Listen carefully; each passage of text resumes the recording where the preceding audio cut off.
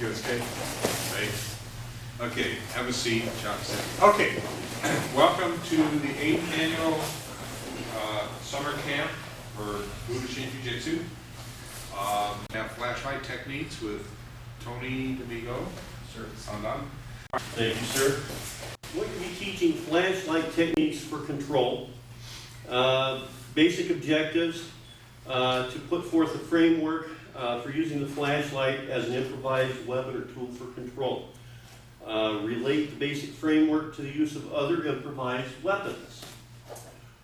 One might be a shakuhachi flute, or the koshina bow, or anything related to that size of a weapon. Provide an extended information regarding the use of physical force. Background.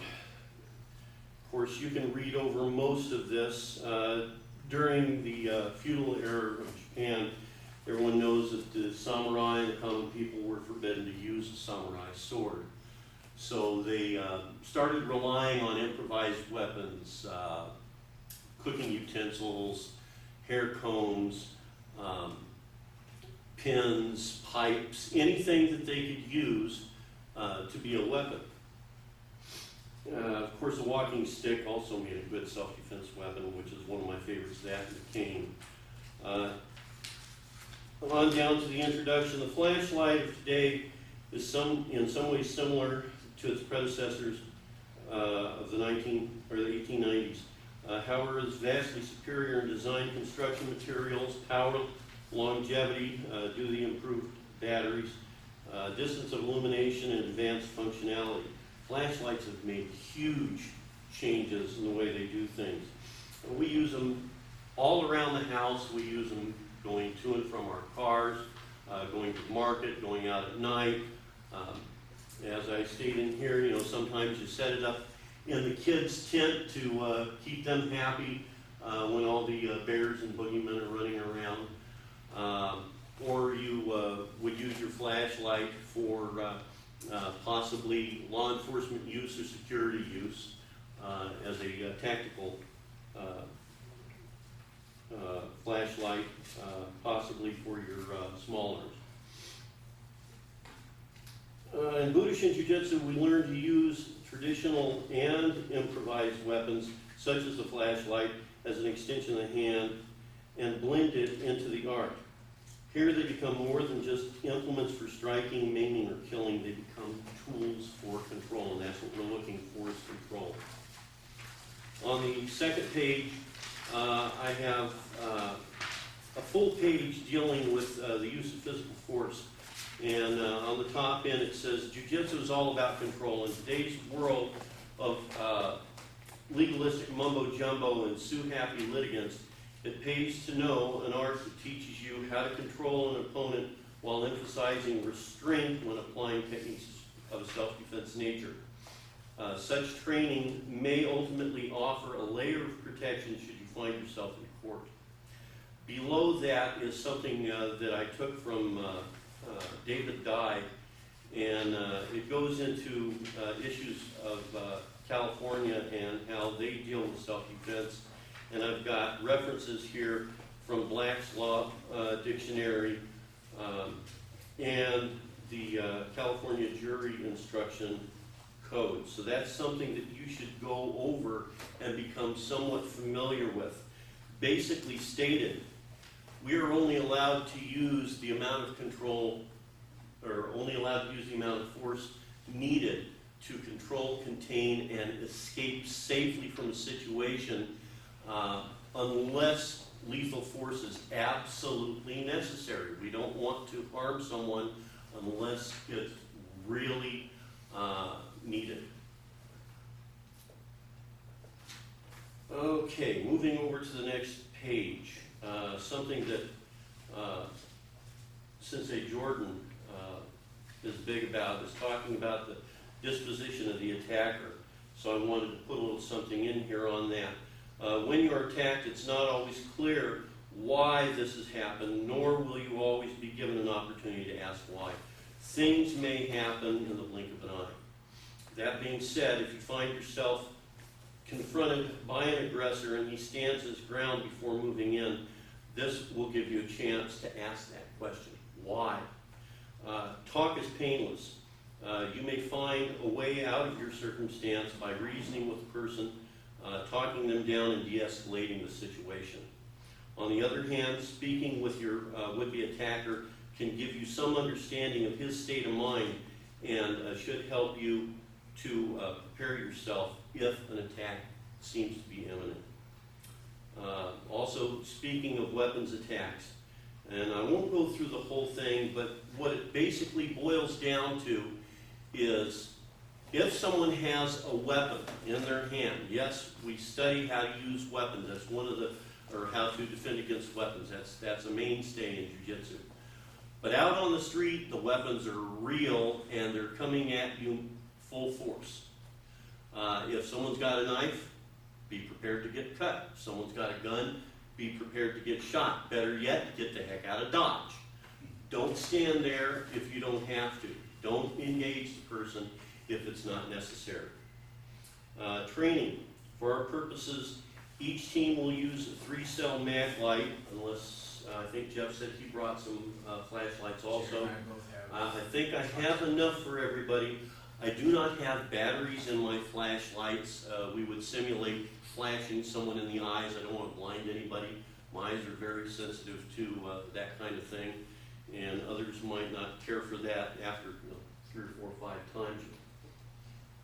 I can't see. Okay. Each of these flashlights measures close to a foot in length, including the crown or the head, the barrel or the shaft, and the tail cap. These flashlights can be used in a similar manner as that of the Koshinabo or small club or baton. Also, other improvised weapons may be introduced for comparison to the techniques that you're learning. I may get into some of that. Be considerate of your partner. When working with the flashlight or any other tool of control, extreme caution should be taken. For safety's sake, all techniques should be executed 1/4 speed, 1/4 strength, or less. Remember, the flashlight is a solid object that does not bend when used against a bony surface, nerves, or soft tissues of the body. Respect your partner, go slow, use minimum pressure, and offer no resistance if you're on the receiving end of the technique. It may not seem like much, but I've been through it. I'm sure several of you have been through it, where there was a little resistance and all of a sudden you're going, ah! It happens. Getting into the techniques. It's assumed that you are in an area of low light, such as walking around town or around your house after the sun has gone down, going to and from your car, or other situations where using a flashlight would be needed. When sensibly possible, you should simulate the practice of flashing the light in your uke's eyes as an initial response to disorient or distract.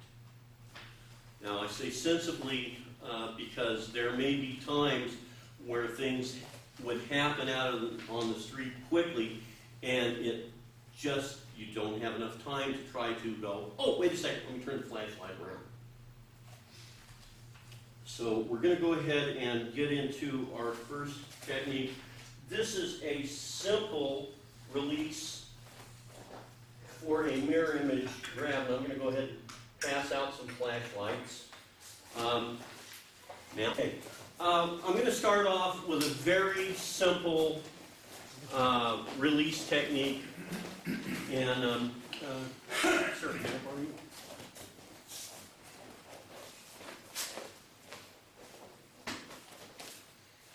This is where someone might grab a hold of your wrist. And from this position, I want to simply bring the barrel up over the arm and push down and back off. If he lets go, it's great. If he doesn't let go, he's going to go down and I'm eventually going to get away. Right? Okay, so once again, let's do it from the other side, sir. He grabs. If there's resistance, pull the opposite direction. His first response is going to be pull back. That gives me what I want. Push down, back off. Thank you, sir. Bring your partner out and let's try it. Very simple. Okay, this one is not on there, but I'll go ahead and throw this out. Basically, we've got the tail cap in forward, and this time he's grabbing the tail cap for whatever reason. Now, you don't want to sit here and try to go back and forth with this. You can use two hands, go up and again back down, and I've got him in a position where I can take him on down if I need to. If he lets go, then you've accomplished what you've wanted. Also, you can bring it to the outside and grab and down, and he's going to let go. So he's going to back off. So you might want to try that a couple of times. Go ahead, get together. Okay. Yeah, I can't even hold on. Once more, please. Yes.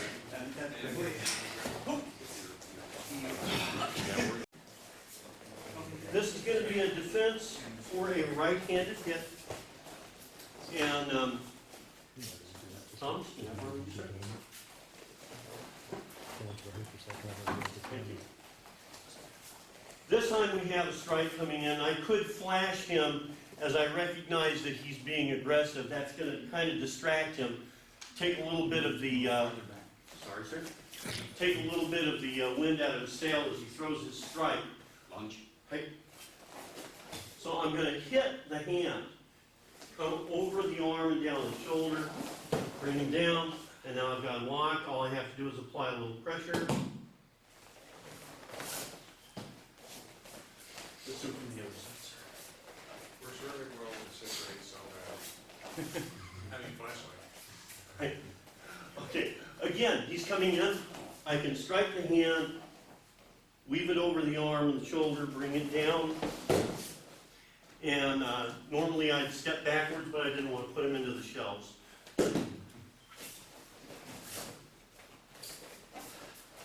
Come on. All right. Questions? Very simple, let's try that. You have 10 Okay, very good.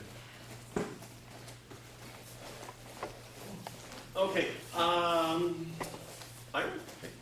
Thank you, sir. Okay, basically we've got the same kind of situation now where we've got a hit coming in, but instead of going in the winding position to the shoulder, as he strikes, I'm going to block. I'm going to step off center, get out of the way. I'm going to strike underneath the elbow and roll the elbow to take him down. Now, once I've got him in this position, I can take it straight down to the ground, submit on the back of the arm, or pull it up. And again, I've got him locked in. I don't even have to put any pressure on him. I just hold him here until the cows come home. Or the police show up. Can you do one more time? Okay. Once again, he's striking. I'm moving off center. I'm going to strike underneath and roll the elbow for the takedown. Okay?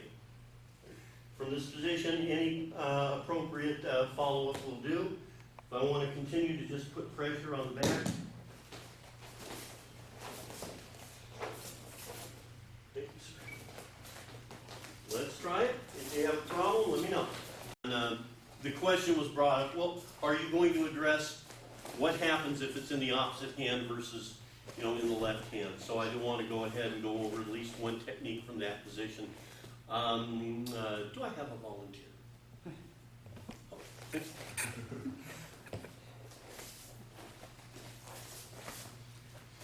Okay, if you've got it in this position, you can certainly give them a flash to disorient. As he comes in, he strikes.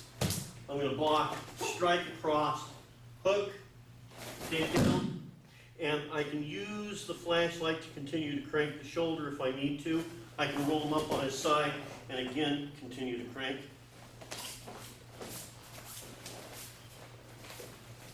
Once more. Once more on that side. Once more from that side, okay. Hook again.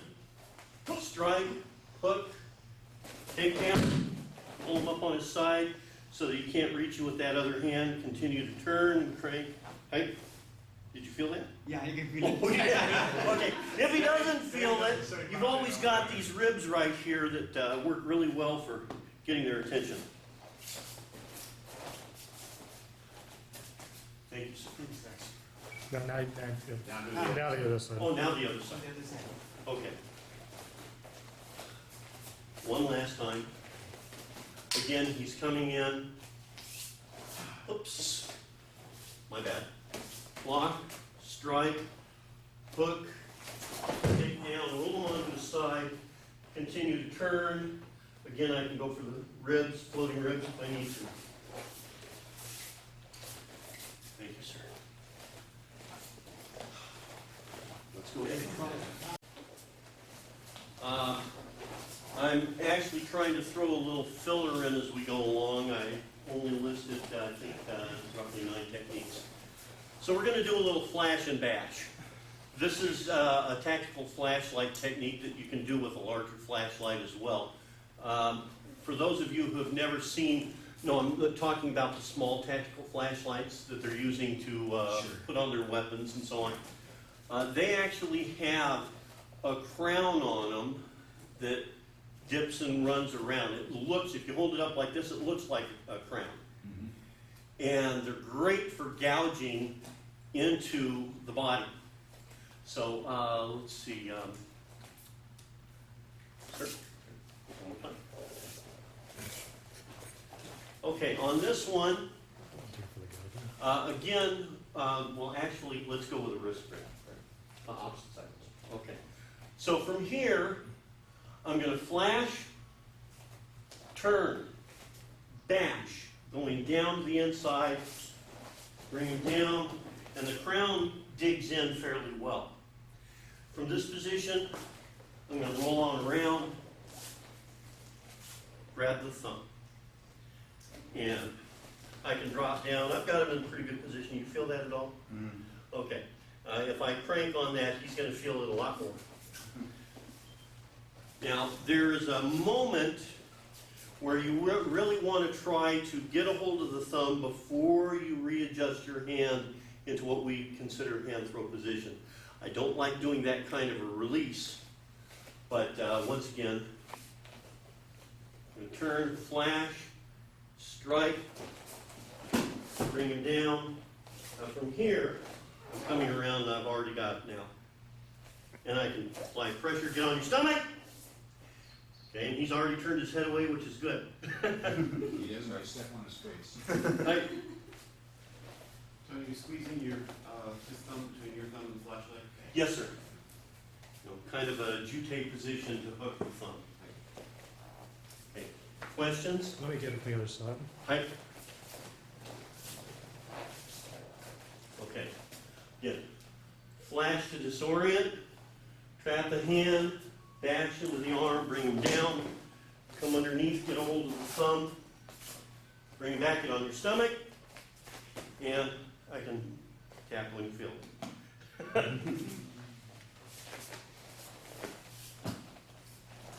Thanks. Okay. That one you might feel a little weird on the transition going to the thumb. If you do, let me know and I'll come work with you. All right, let's go ahead and pair up again. Ma'am? Next technique we're doing is for a double lapel grab, something for both those wonderful lapels. So she grabs a hold of the lapel.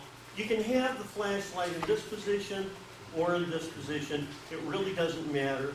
I'm going to come over the top, place it into the elbow. I want to pull it into me and downward as I step backwards. Now once I've got her down, I can lock the shoulder. Okay?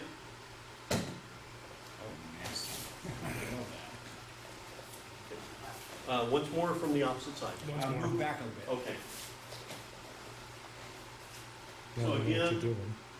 pull it in and down, step backwards.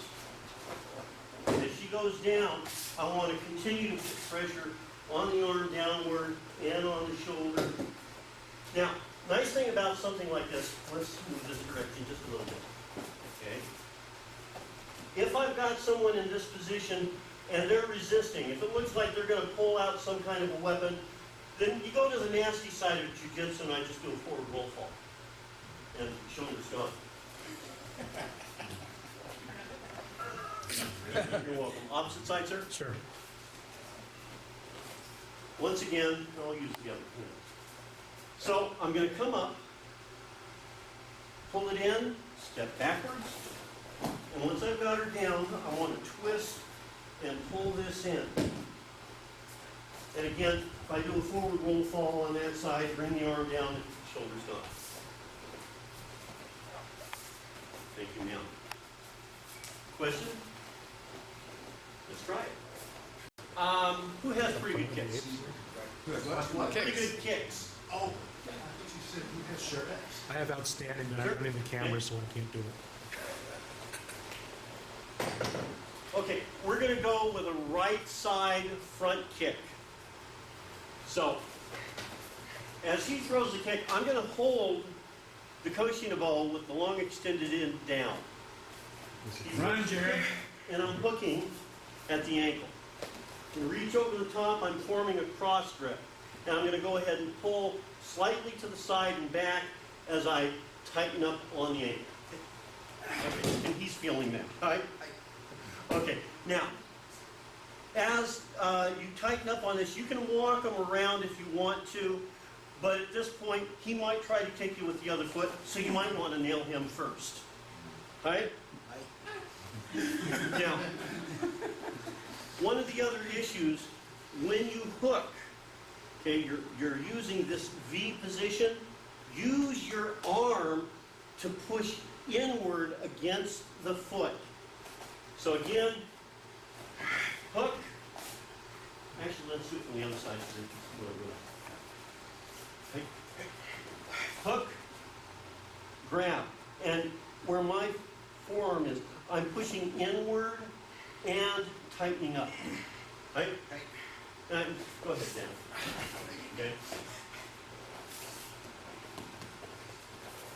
Thanks, sir. Try it a few times with Koshinobo, and then go ahead and relate that to the flashlight.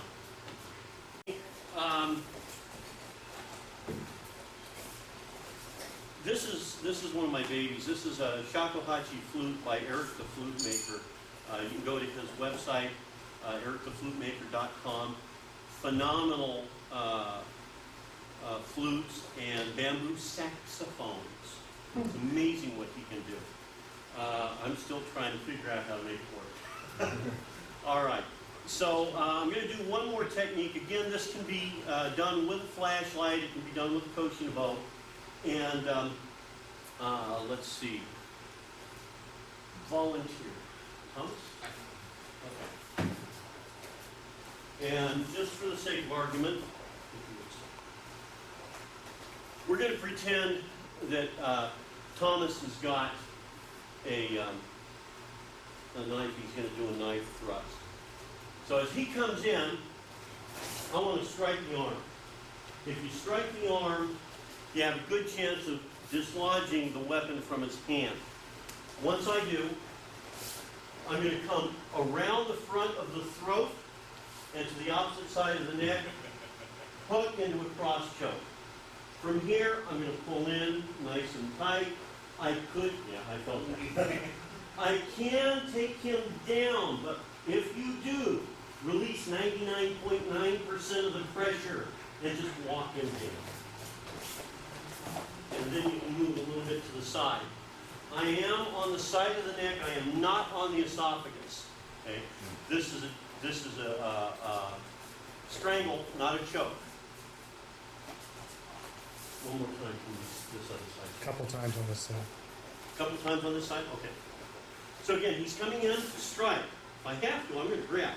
I'm going to come in underneath, hook, pull in tight. I'm going to put him right into my chest. And really, it's very simple. As I tighten up, all I have to do is bow. Okay? Just pay him respect. Interesting. Tight. Once more. One more time. Strike, place across the throat to the side of the neck, hook, slide everything in nice and tight. Pull it in, and again, all you have to do is bow.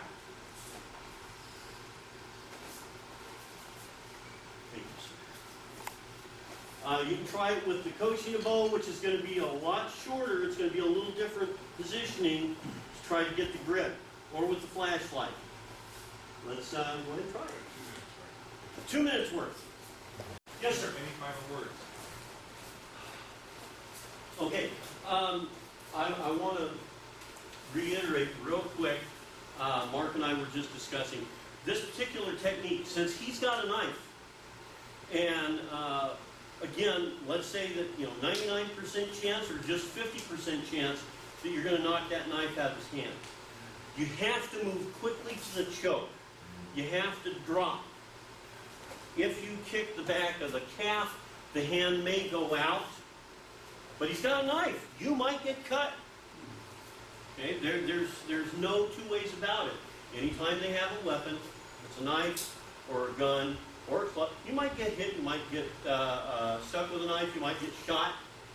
But I look at it from the standpoint of I'd rather give it my best shot in a situation and hope for the best.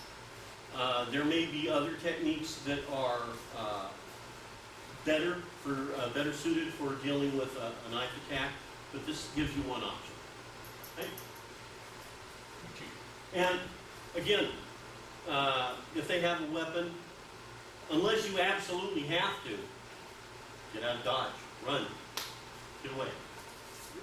Thank you, sir. Thing called key. Thank you, everybody. And everybody talks about it, and you say you use your key, and Sensei has this great little parallel of sentences that in one of his books where he says key and keeps changing it from K-I to K-E-Y, and key is the key. But nobody understands what it is. So we're going to talk about some of the components that go into key. The problem I found is that in Japanese approach to this, it is a single concept.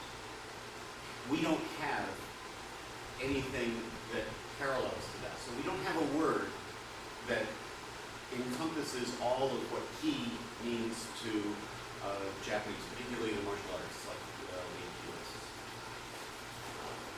Instead, and Sensei just pointed out, the Eskimos have 1,000 words for snow, but they probably don't have a word that says snow. It wouldn't have any meaning because that's like everything around them. In the same way, we don't have a word for key, but what we have are the components for that. So I'm going to go over some of them. I'm going to leave out mysticism. That one gets a little weird, but if you want a Western approach to that, go watch George Lucas's Star Wars. It's a pretty accurate representation except for the lightning. When I first started trying to understand this, I had found in a bookstore, this is a practical guide for Westerners from William Reed. 20 years later, this makes sense to me. Trying to understand it, initially, this made no sense to me. And what I realize now is he went to Japan, lived there, immersed himself in it, stayed in the Aikido schools, and he really has a Japanese view of what ki is. When we started talking about this a year or so ago in my class, one of my instructors came up to me afterwards and we were talking about balance and center. And he brought in a book. And this is written by someone from Vermont who has never done martial arts, and as far as I know has never been to Japan. And yet the concepts that she describes in here are all applicable to ki. She's describing many of the components of ki. She just never uses that word. She talks about it in a way that makes sense to Westerners. And there's one section in here that I wanted to read. While the overall process is subtle and not very dramatic, the results can be both tremendous and exhilarating. That certainly fits. Increasing body awareness gives you a greater awareness of your inner self as well as your surroundings. Changing your habits will cultivate an ability to make clear choices. A balanced body permits a balanced state of mind. Who would expect something about writing to contain that paragraph? But the things that we do for that we call key are all throughout all of the physical activities. Gymnasts are taught it, golfers are taught it, riders are taught it. So I'm going to break it down to some of the parts first. The first one's going to be electronic movements. She was talking about relaxation.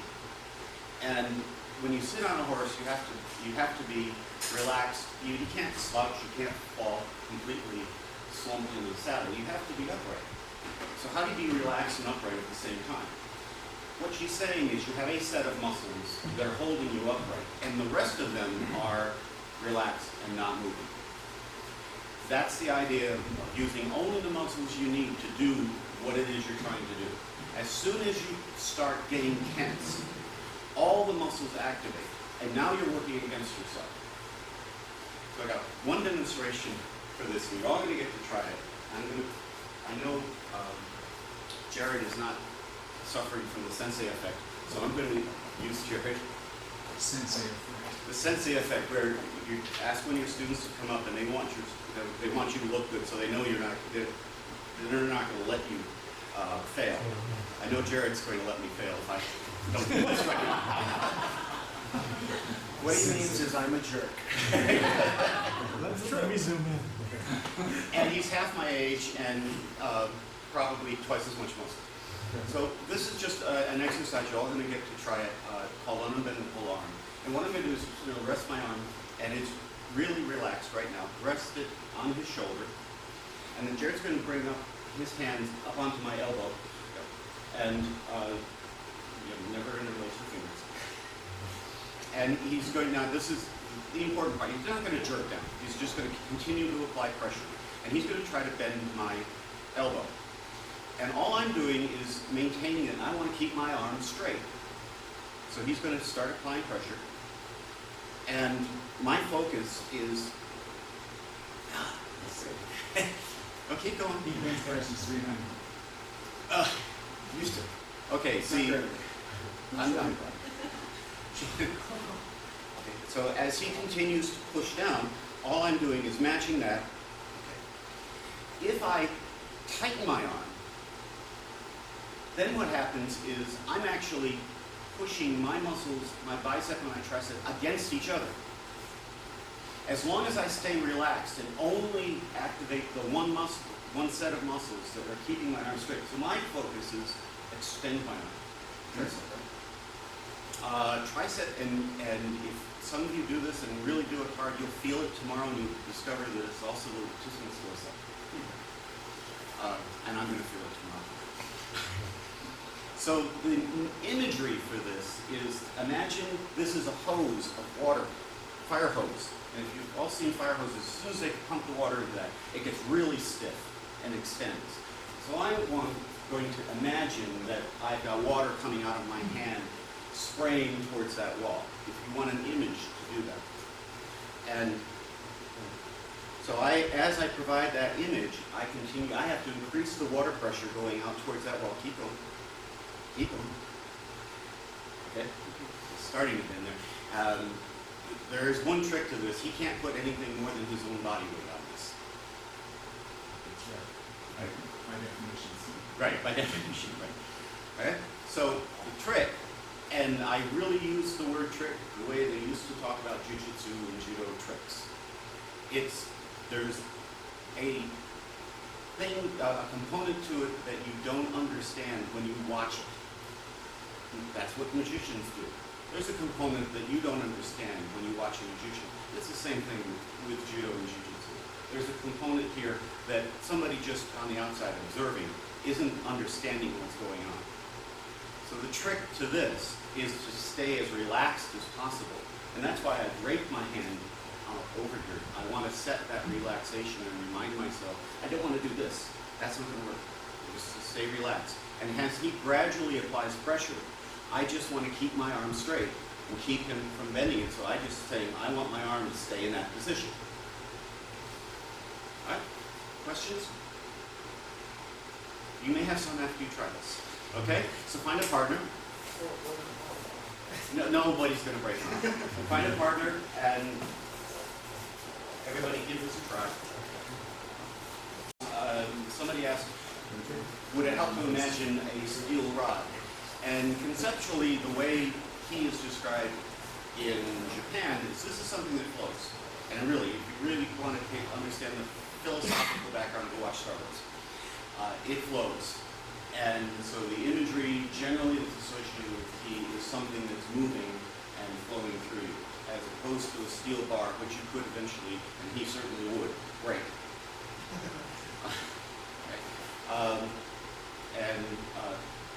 Mark also mentioned that bending your wrist this way helps activate the tricep, which is the muscle that you're using here, which you'll find, particularly those of you who got to use Jared, will find that you've got another muscle that was involved. You'll feel it tomorrow morning.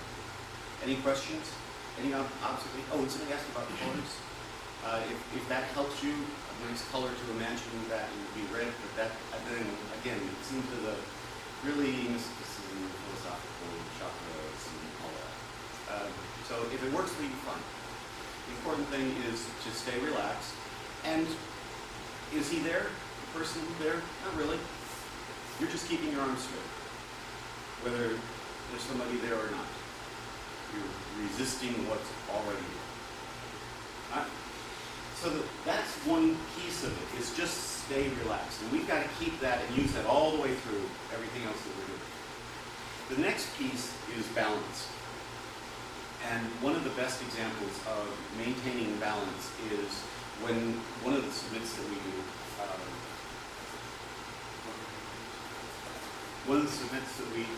do, regardless of however you get down into it. And I'm going to do this way. Okay. So most of you know that this is not a good idea. Yes. Because all he has to do, I'm really working, my feet are working very hard to keep my balance. And it doesn't take much for him just to reach up, grab me, and pull me over. So anything that we do is, the more we are unbalanced, the more we're working hard to stay upright or maintain whatever position we want. So instead of standing on my toes, now I want to stay balanced this way. That means keeping my weight centered over the spots that are in contact with the ground, between my left knee and my right foot. This also keeps me upright. Makes it harder for him to grab, but even if he does, he really doesn't have anything to work against. Right?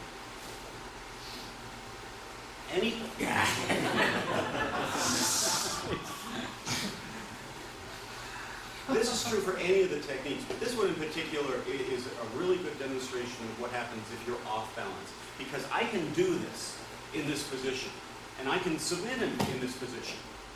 But I'm working so hard to maintain this position, it takes very little for him to throw me off. And if I slip, he doesn't even have to do anything. I just could slip a little bit because I'm working so hard, I'm right on the edge. By dropping down here, I'm not working at this at all. I'm just sitting upright. I had one instructor said, just be proud. This is a proud style. I call it return posture. Good posture. Say again? Good posture. Good posture, yes. And all that, good posture is another way of saying you're centered in your balance. You're keeping your weight centered over the center point between your feet. That's all it is. So I'm going to have you do the same thing.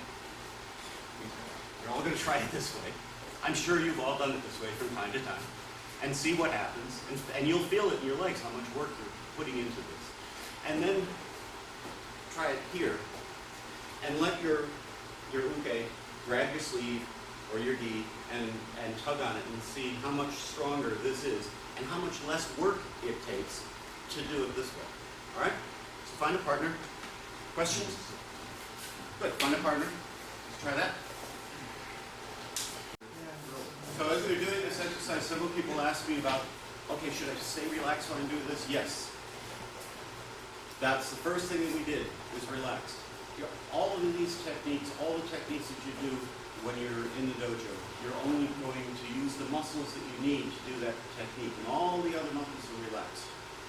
You learn that right at the beginning when you learn to fall. Somebody goes, "Ah!"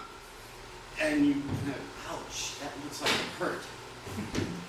And the person who's very relaxed and flowing, who's more a dish rag when they hit the ground, it looks, wow, it was fun.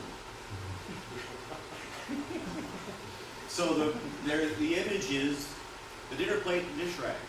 I've dropped both on the floor, right? Dish rag I pick up and continue on, it doesn't matter. Plate, not so much, right? So all of these, if you're, anything you do in the dojo, you want to think about this as being, you want to be relaxed. So how do I do this in a confrontation? You're practicing it all the time. In the dojo, you're constantly practicing your techniques so they become automatic. But the relaxation has to be part of that practice. So if you practice it very stiff and tight, down the street, that's what's going to happen. You're going to be stiff and tight. If you practice trying to stay relaxed, so only using the muscles that I need to for that particular technique, when the time comes, I automatically do that technique, I will be relaxed. Now, there are other things that you can do to help yourself stay relaxed in the confrontation, but from the very narrow practice, what we do on the mat, doing the techniques, that's the very first thing we start with, stay relaxed. And that's constant all the way through. Every student always has to be reminded of that. We have to remind ourselves. So your instructor will constantly tell you that. At least my students tell me, their instructor constantly tells them that. And eventually, it's drilled into them so that when I'm not there, they're reminding themselves, that's my legacy. That's what I've left them. I'm in their head now, right? You have to make that automatic. Other components would be understanding anatomy and understanding physics. And that's where we're going to get into actually flow of energy and how that works. And that's straightforward. Everybody have physics? Who hasn't had physics? Okay. What's physics? Practice What's will allow physics? us. Let's get it going. Pardon? Riley Coyote Burger, that's my business. Pardon? Riley Coyote Burger, that's my business. That's a very different kind of physics than And you That's have metaphysics. sense of great science. Yeah. That's probably all you really need. Yeah. right. What we're going to do is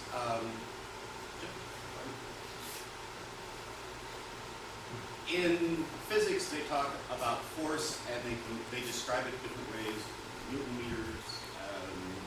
They call it different things depending upon what decade or century you learn physics in. We're just going to talk about it as a key, just for the sake of discussion. But there's a certain amount of pressure that he can apply. He's not doing anything right now. He's standing, he's resisting gravity. That's all he's doing. Right? But if I put my hand up and push, keep pushing, keep pushing. Now he's got a fair amount of pressure going on to that. And in physics they have formulas for this that you can measure and say exactly how much pressure he's pushing based on his weight, his angle, and yeah, now he's got a stronger stance. He can push.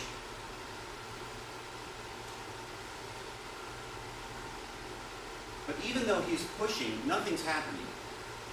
Because the amount of force that he's applying, I'm applying exactly the same amount back.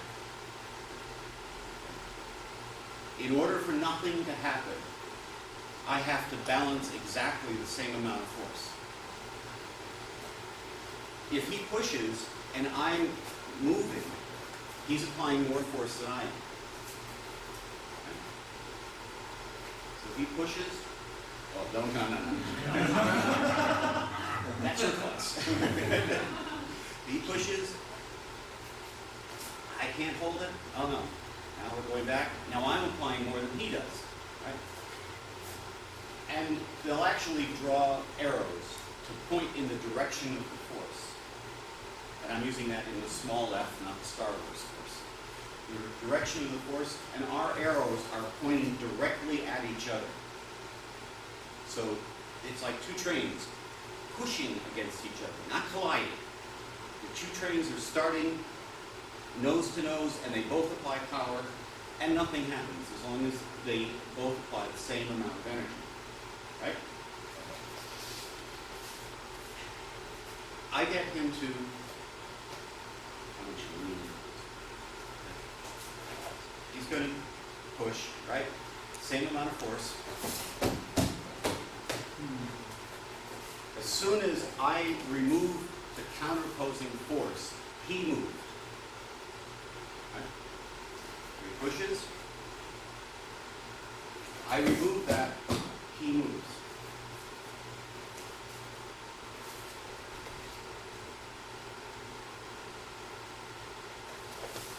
And he does a little bit of step. So if he takes, now take a strong stance, and push. Now he's stable, he understands how to do this. But see, there was still movement there. He still caught himself because he's applying pressure. He's expecting a certain amount of resistance. And I quickly removed that, and that's what caused him to move forward. Yes. So his way of compensating was, you saw the back foot from the forward knee drop. That was his compensation, even though he knew what was going to happen. Right?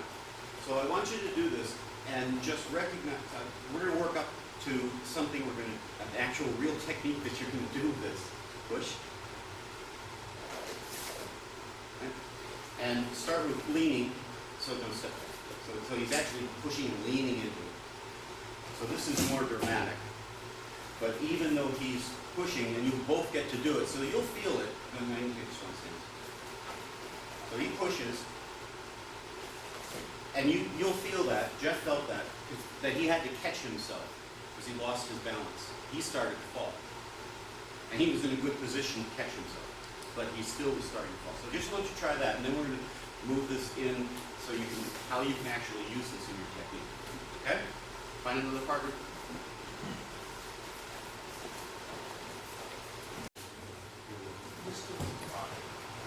The interesting thing in preparing this is I realized that we're going to be mostly black belts, and my classes are mostly Q ranks. So I'm noticing that the Q ranks are the ones that are really, this is interesting. Black belts, yeah. When's it going to get to something good? So we're going to add a little bit to this. Everybody felt that you lost your balance, and Mark even said that even knowing it's coming, you still had to catch yourself. How we do that is, how we use that is, I want to react from him, and he's going to give me some energy. And you'll hear the instructor say, he's going to give me ki. Right now I'm resisting that, so nothing's happening. But as soon as I release, he comes forward. Now, he's just stepped forward with the amount of force that he had applied. What I'm going to do now is I'm going to add more force to it. So I'm letting go really slow, just coming around and adding. So he can catch himself from his own pressure. Right. So he pushes, and I'm just adding to it. So he might have had 50 pounds of pressure, and I might have added another 20. Well, he was expecting 50 to resist. So even though he knew it was coming and he catches himself, he was expecting to have to catch and stop 50 pounds of pressure. Now he's got a lot more that he's got to resist, and he's not ready for that. So we do this often in our techniques. He throws a punch,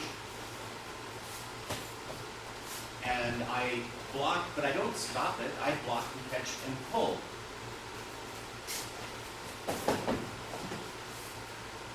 It doesn't take me a lot of energy. It doesn't actually take much for him, because he's doing all the work. And that's what your instructor means when he says, let your uke do all the work. Let him do the power. He's going to give me the energy. I'm just going to direct it and add a little bit. Not much. I don't have to add much. This is a gentle art, meaning I don't have to do a lot of work. All right? Go back to this. We're going to have the same exercise. You're pushing, but now you're just going to slip your hand over, grab the wrist, and send him on his way. And it's all linear. It's one straight line. I'm just going to pull over to the wrist and send him on. As soon as he gets past the reach of my arm, I let go. And he's gone. You going on the way? I could, yeah. I like you. Thank you. Okay. Do this one so you're all pushing in this direction. Actually, pushing in the other direction. Push towards the wall. You have the window. I Go this way. You go through the door. Okay. So you're just so you're going back and forth. It's less likely to have people running into each other. Okay. Find your partner.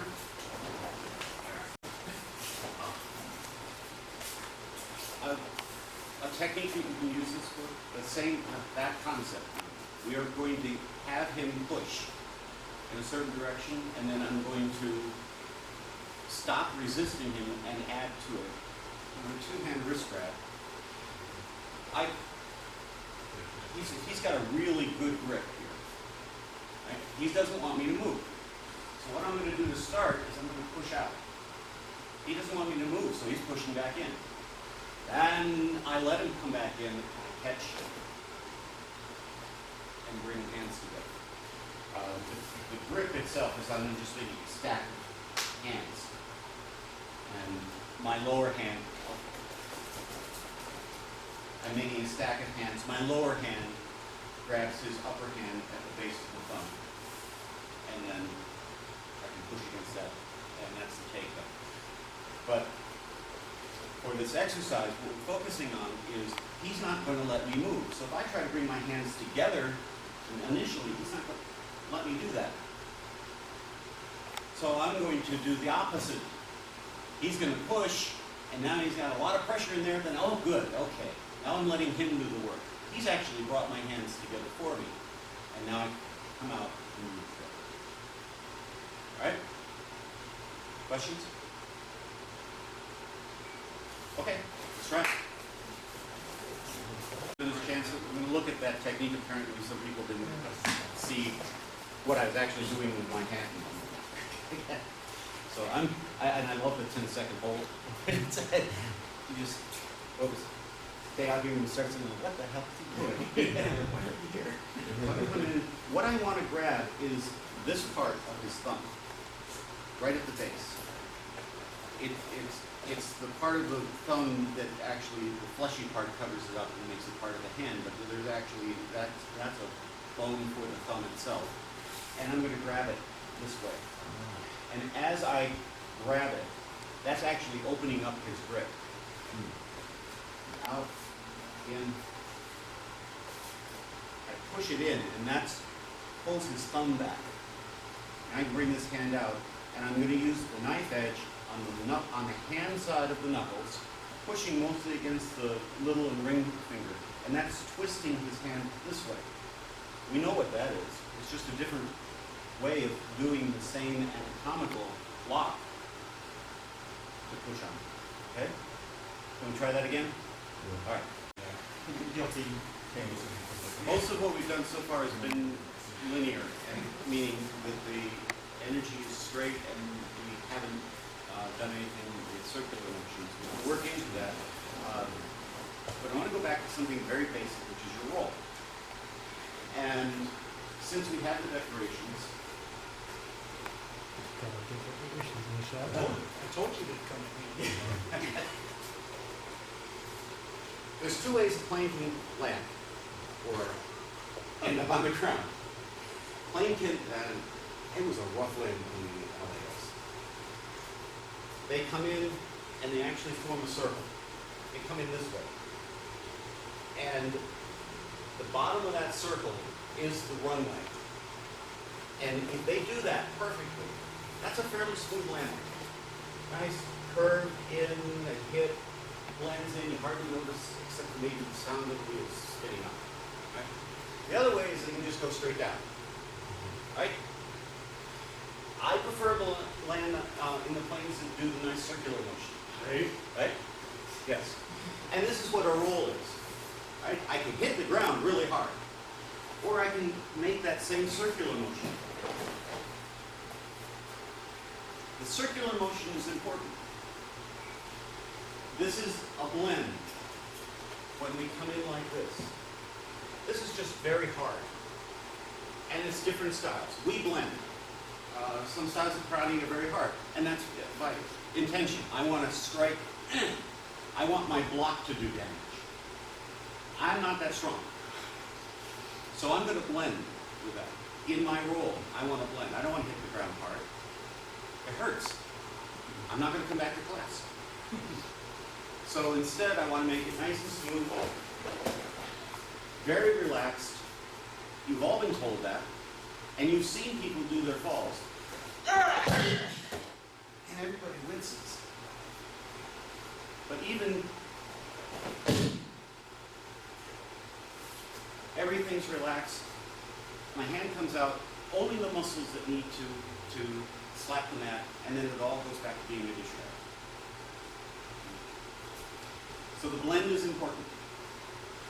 We can blend the energy that we've been using here. Right now we've been talking about them as opposing forces. And you saw what happened when we brought them in together.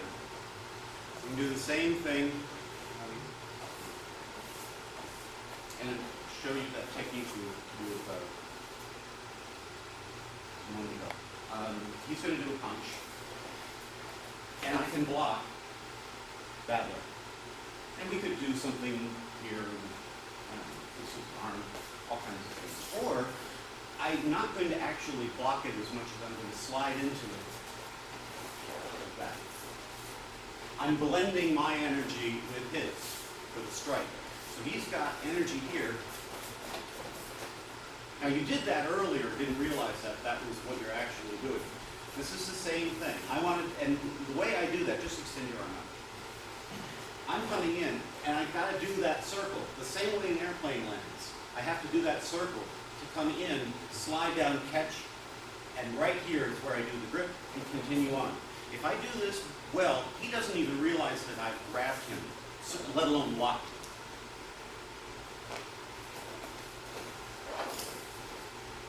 And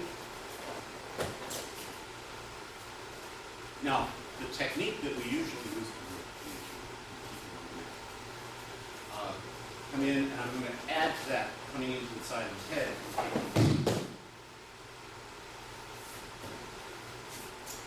But I want you to start with just this one, and ukes are going to give you feedback. If you come back with a bruise, that's not the airplane that I want to travel on. If your uke hardly notices that you've even grabbed them, they just kind of lost their balance and went forward, that's what you're looking for. That's the good airline that I'm looking for. Right? In, and follow through. Normally you do the clap to the side of the neck and follow that around. I want you to work just this one part and focus on, again, relax. No more energy than I need to. Just get out of the way, bring this in. As I come across, this is the bottom of the circle. There's where I'm aiming to make contact. Grip, continue on. Questions? Good, try it. Again, going back and forth this way. Several people asked about this, and so, several people asked about this, so I didn't explain it well. And one way to practice this is find a line. Mats tend to have lines. So he's going to punch. He's going to go like that. All right? This is where I do not want to be. So he's going to punch, and I'm stepping out of the way. Now, he's smart. If I just step, he's going to track me, and I'm still going to get punched. So this is going to come up and bring this across. I have to get off this track that he's on, just step out of the way. But I don't have to step very far, just enough so he can go past me. And then I'm bringing my hand in, and across. Okay? And this is a good practice when you've got mats where you've got lines to work on. Use the lines so you can see that you're actually following that linear track to do this. Now, we can follow with this up. That was the landing, where I came in and caught. Now we're going to do what's called a touch and go. Or I'm going to, yes, I'm going to step over here a little bit, right? And I continue the curve around, right? So I came in, caught, and now I'm changing his direction, continuing that circle. This is what we're used to doing, is coming around in the circle.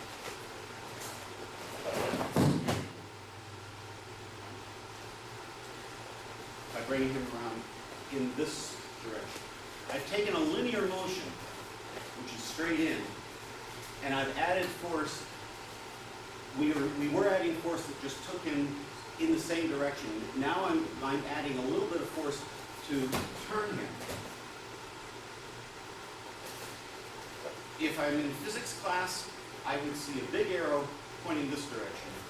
And then there's going to be a smaller arrow pointing here that's turning the direction of the energy he's providing, the force he's providing. So big arrows coming in, big arrow. Little arrow, a little arrow. Little arrow is going to pull this way around. And it doesn't take much to move it. It takes a lot if I've got to stop it. That's tough. I don't want to stop it. I just want to redirect it. Okay? So we're going to come in, catch, that's the landing, and then we're going to take off by redirecting that, continuing the circle around. Questions? Okay? Okay, now remember all the time that we're practicing all this, right at the beginning, stay relaxed. It's very important to stay relaxed. And if you speed up and you start getting stiff, slow down. The technique will come at the speed that you need to when the time comes to defend yourself.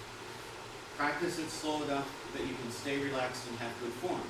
If you start going too fast, your form goes to hell, and all you're practicing is a really bad technique. And then that's what you're going to end up doing, is a really bad technique. So go at a speed that's appropriate for you and your partner, but allows you to do the technique properly, and stay relaxed.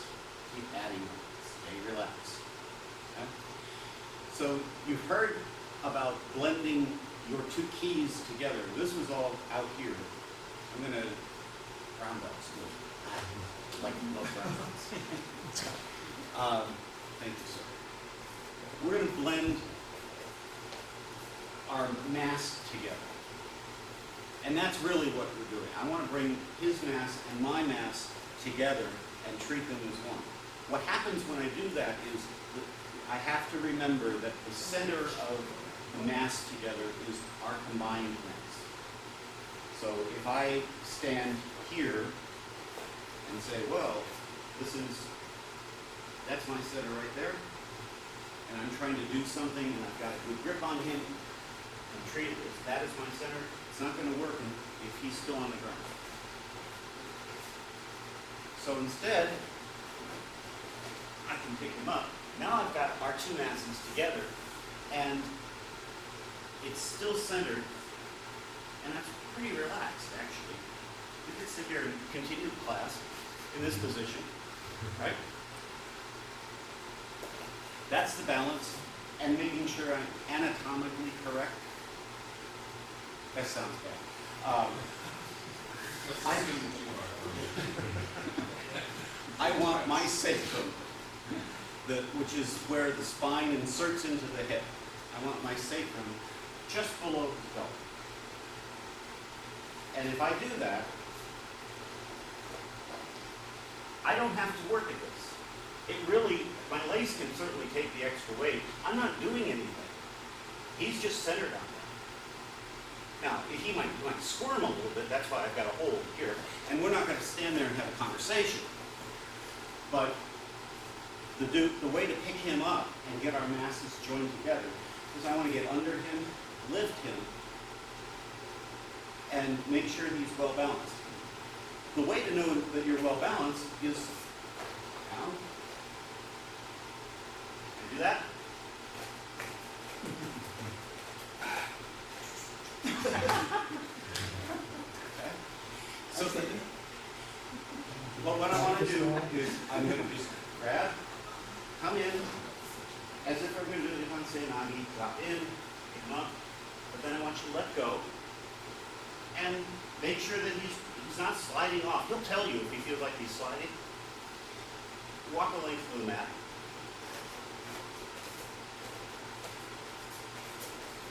And then not bounce on his bladder too much, it's almost lunchtime. Okay? But at this point now, you have your combined masses together. He has no connection to the ground. That's how I've managed to merge them. I've blended the weight, the mass, and I can move him around fairly easily with that. Okay? Questions? For this one, stay away from the walls. In case he falls off and you're not as well balanced as you think, you don't want him to fall into the walls. But in case, stay relaxed. Tories, stay relaxed, and try that exercise. Okay? A couple discussions with people, and if you've got somebody who's much shorter than you, you've got to squat more. And I originally learned where there was an adult class and a kids class, and I started helping out with the kids class, and said, if you've got to do a hip throw on an 8-year-old, you've got to really squat down and get under them. But it's my legs and hips that are doing the work. If I'm trying to do this, that's not going to be effective. I want to get down under, my head stays still, and I lift up with my legs. Let your legs do the work. It's the strongest set of muscles that you've got. And they can more than handle your weight plus somebody else's. So, again, use only the ones you need to. I don't want to do this with my upper body. I don't want to do this with the middle of my back. I want to do this with my legs. In and up. So when you get attacked by an 8-year-old. No, he's serious. He's from Georgia. Well, there's other ways of learning it. I can tell you that was my experience and how I learned it. I got it by having to do an 8-year-old. So it made a difference. Do one more. We're going to use you. One more. We're going to noon. Need more than 1 minute. Same idea of blending in with him. He's going to grab my lapel, and I'm going to come in to here. Now, what I'm doing is I've got energy that I can pull him in this direction. Step forward. In that direction, and that's just brute strength. If I do this, that's not going to work because he's big and strong and young. And I'm not going to go there. Handsome. Instead, what I want to do is go back to that circle, and I stepped in here so it's not so much that I'm blocking him, but I really do want to blend our mass together. So I'm in contact with him from my calf, all the way up to my head. And now I'm just turning.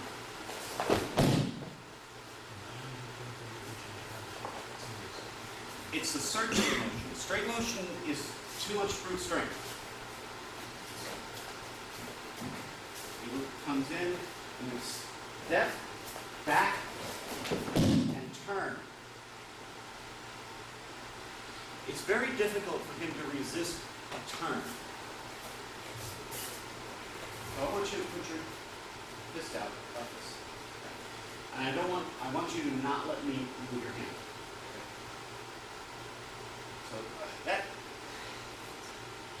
So this is a linear push. Don't let me move. Even if I let go, that's so you got it. He has to counter the same pressure. This is going back to the first exercise. He has to counter it. If I go this way, he counters going in.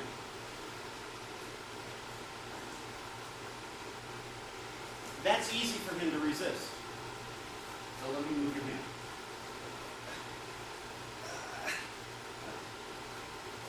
The reason that I can move it, and he's much stronger than that, the reason I can move it is the brain has to figure out how much energy to push in to resist.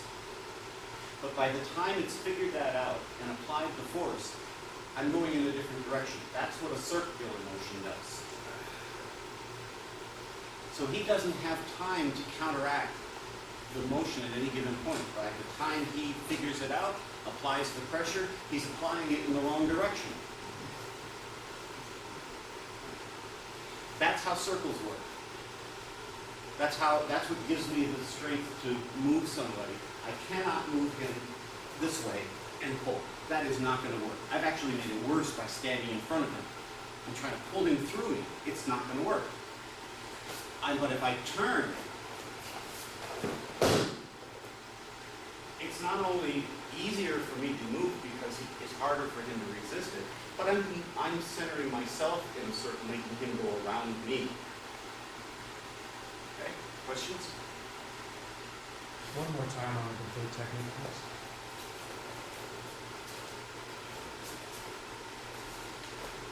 He grabs, I come in, step back, continue around, and take him down to the ground. My motion is circular. I catch, I step, I'm coming in this direction, and continuing around. I'm doing a circle. The whole technique is a circle. Step in, around, and down. Okay? Now the bottom. I step in, around, and down. Okay? Any questions? Okay, let's try that. Okay, we're going to wrap it up. I had just two thoughts, something we're doing over here. If your hands are off to the side, this is weak. We're doing this technique, I want to be in here.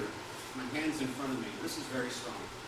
And then once I've got the grip, whatever grip it is, going to be up, this goes up against the chest for taikoshi, however you do that.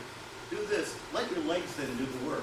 So as I'm stepping, they're turning, they're moving at this point. I'm not going to do this and then try to drag them across my leg. That's not good. You're not using your strength to maximum capacity. You're actually allowing yourself to become weaker by stepping out here. Just keep it in front of you. Last point was, I'm not going to use your imagery, but understand that people's strength is all in their head. They have to consciously think about a grip or a hold or an attack. If you distract them, whether it be by laughing at them or a small pinch, you will decrease the amount of strength that they have. You may make it go completely away, but mostly what we're looking for is just to decrease the amount of strength that they have. That's a trick, but it's all tricks. Okay? What's the most important thing? Right at the beginning? Relax. Relax. Right. Okay?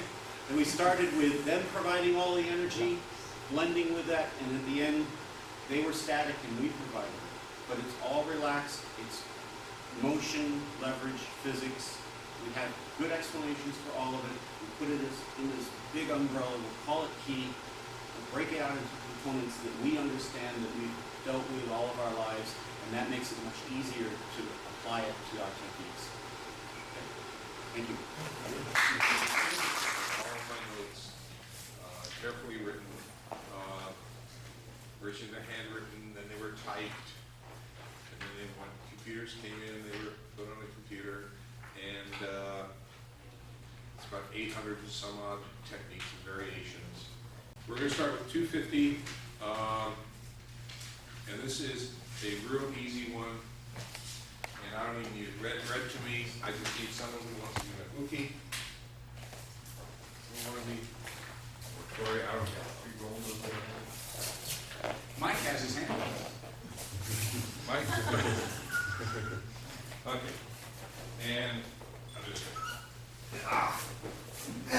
good after lunch. Okay, he's gonna be sitting on the, cross pin. You just crossed.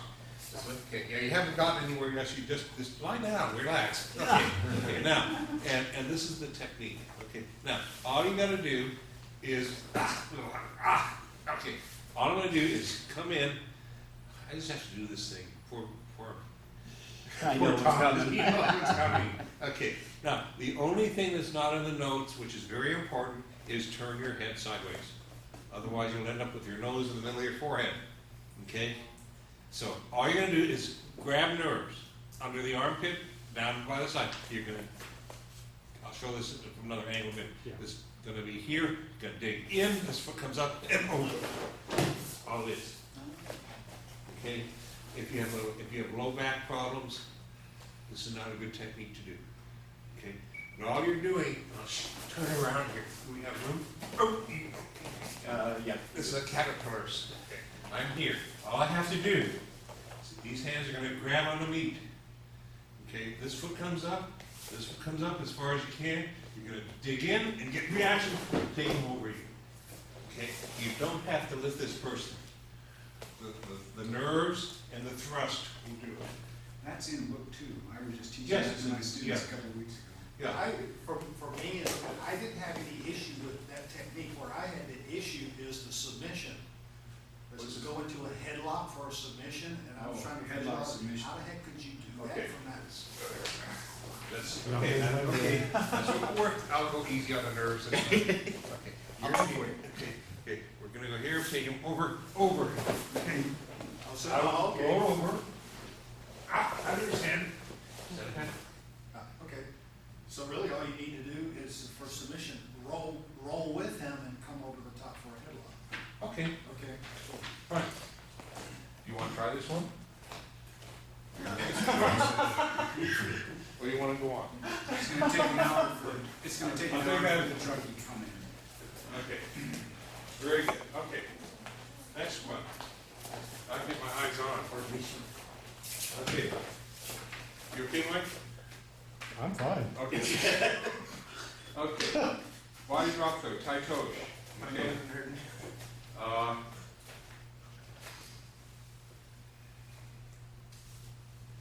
Oh, this is another group. And again, What technique number is it? this is technique number 251. 251. Body drop throw, tai tosh. Okay. All we're going to do is going to be for a lapel grab. Okay. Yeah, there should be pins in there. There's one right there, here. Can I have you move back a little bit this way? There you go. Yeah, look in the box there.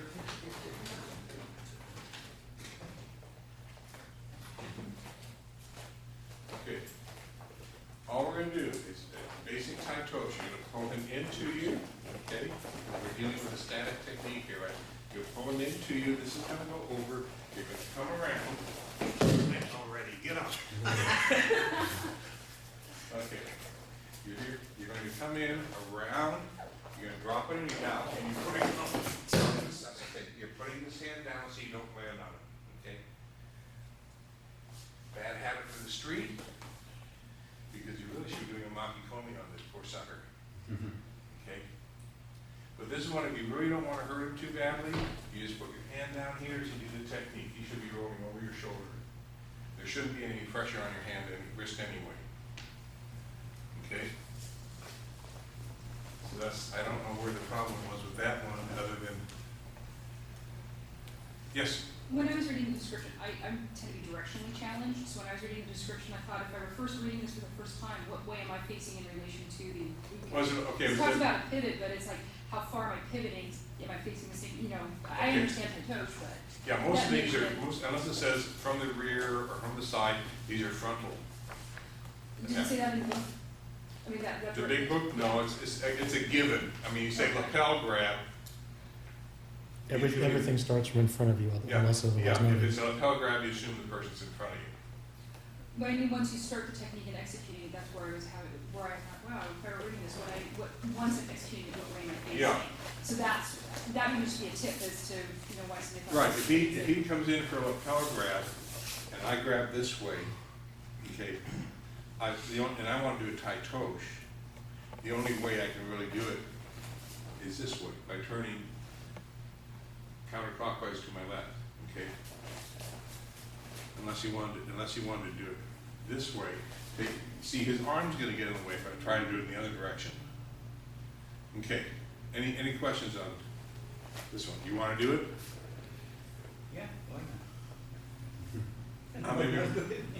You wanna try it, or? You're gonna get a no on all of them unless you. Well, this is gonna get We really just did boring. something if I- silly. It's pretty obvious. Yeah, okay, Yeah. okay, let's go. Okay, next one is, we'll have you sit down in a few minutes. In a few minutes. Okay, left arm, one-handed shoulder throw, What number? 252. Okay.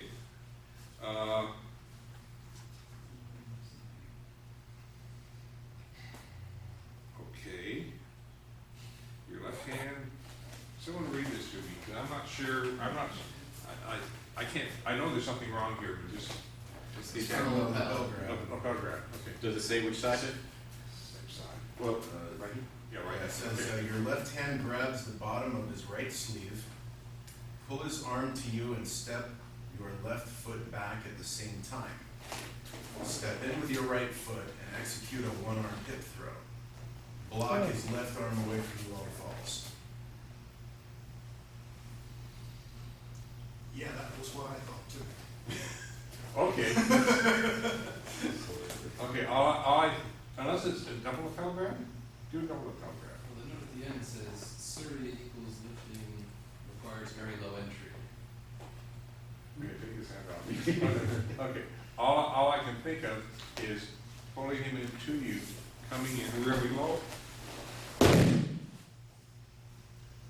It's a one-arm hip throw. That's like an O. No, I get it. That's. Yeah, yeah. Oh, I'm not grabbing him though. okay. It's just I'm holding an arm up there. Okay. Yeah, there is a, he isn't going really over hip, he's kind of like almost going across Okay. because of his body position. It's like an Yeah, so what we're doing, is what we're it doing is. from the other angle here, okay, stand there, yeah, what's happening is, I'm pulling him in, okay, see where this arm is? It's going under. Okay. We call that Bruce Jones coaching. Bruce Jones coaching, now, That's, okay. Any, So what's missing here is what we're doing with your right hand? Is it well, missing? the only, okay, it says keep his left arm away. Okay, so you're going to throw someplace in there towards the end? Mhm. Yeah. Since you're blocking it away from you, maybe it is a double lapel grab. It could be. If we have a double lapel grab and I'm here and this is coming over. Yeah. But how are you blocking his left arm away from you? It says as he falls. As he falls. Yes, as he falls. Mhm. So, yeah, blocks left arm. So you gotta have your arm on the inside if you're gonna be blocking. That's the only way you keep it away. So. Unless you want to do it this way, unless you want to do it this way, That kind of looks like more the description. yeah, that's okay. Yeah. I mean, I can live with that. Yeah, that fits the description. Okay. That's a more interesting fall. Okay, you want to try that one? I mean, it's, Well, sure. yeah. I didn't see what you were. Okay, what I would put, different angle. Okay, where he's holding on, okay. As I pull with this, when I pull the left hand, this hand is gonna come up. Okay? So as I come around, I go in low, Okay, okay? okay. So it should, in the description, it should be a double lapel grab. All right, double up, Yeah. right, And okay. then, basically, you're driving your elbow or forearm up underneath his left arm. Yeah, Okay. well, yeah, we're coming in here. Yeah. Because that'll keep it away. Or his armpit, whatever. Interesting to know that the purpose of the block appears not to be to keep him from striking you, but to keep him from grabbing onto you and dragging you down. He gets, yeah. I mean, he can't hit you with this either. So you can't counter by rolling. Yeah. So, we're gonna have you try this one, because this is a little different for some of you. Okay. Remember, your arm has to come down, and then just keep it, hold it against his arm. His arm will eventually leave. Okay, here he is. Peter, does he volunteer? Okay, what I see a lot of you doing is two hands. If some of you are coming up this way, okay, and you're trying to hold, this is gonna be, doing it this way may get their hand off, but it's gonna be hard to do, okay? If you can come down from the inside and across, okay? Just, and keep this arm bent as you come in, okay? I'm coming down, rather than trying to come up, hold on this, okay. Rather than trying to come up this way, okay, I'm coming down and in. Could you just come from the outside? You mean, come this way? No, no, Come this way? No. just simply come from the outside. But you're not keeping the arm away from you. Well, it's as in the well. same, Yeah, you are. Yeah, you It's the can same do, position you as can, you're in. yeah, you can do it that way. so, Yeah. I'm just coming. Yeah, you can do it that way, I guess, if that's what you want to do. Yeah. You can do Well, I it was either way. just- I Yeah, was just wondering. so you can either come in under, okay, this way, make sure your hand is facing it, that's your check, okay? Or you can come in this way, and it's, now you're looking at your palm, or you can, it doesn't matter. Okay, whatever you're in the mood for. Because this is what's doing the work. Okay, so let's try this one. But it's not coming inside with your right arm. Things I'm picking up on, and I have no doubt that Mark may go into some of this tomorrow. Let me borrow, or this afternoon. I don't know. Okay, let me borrow here. Okay, one is, as Thomas mentioned. Okay. When you go in for any kind of hip throw, you have got to get your center of gravity below their center of gravity, okay? And the term I use for my students is camp squat.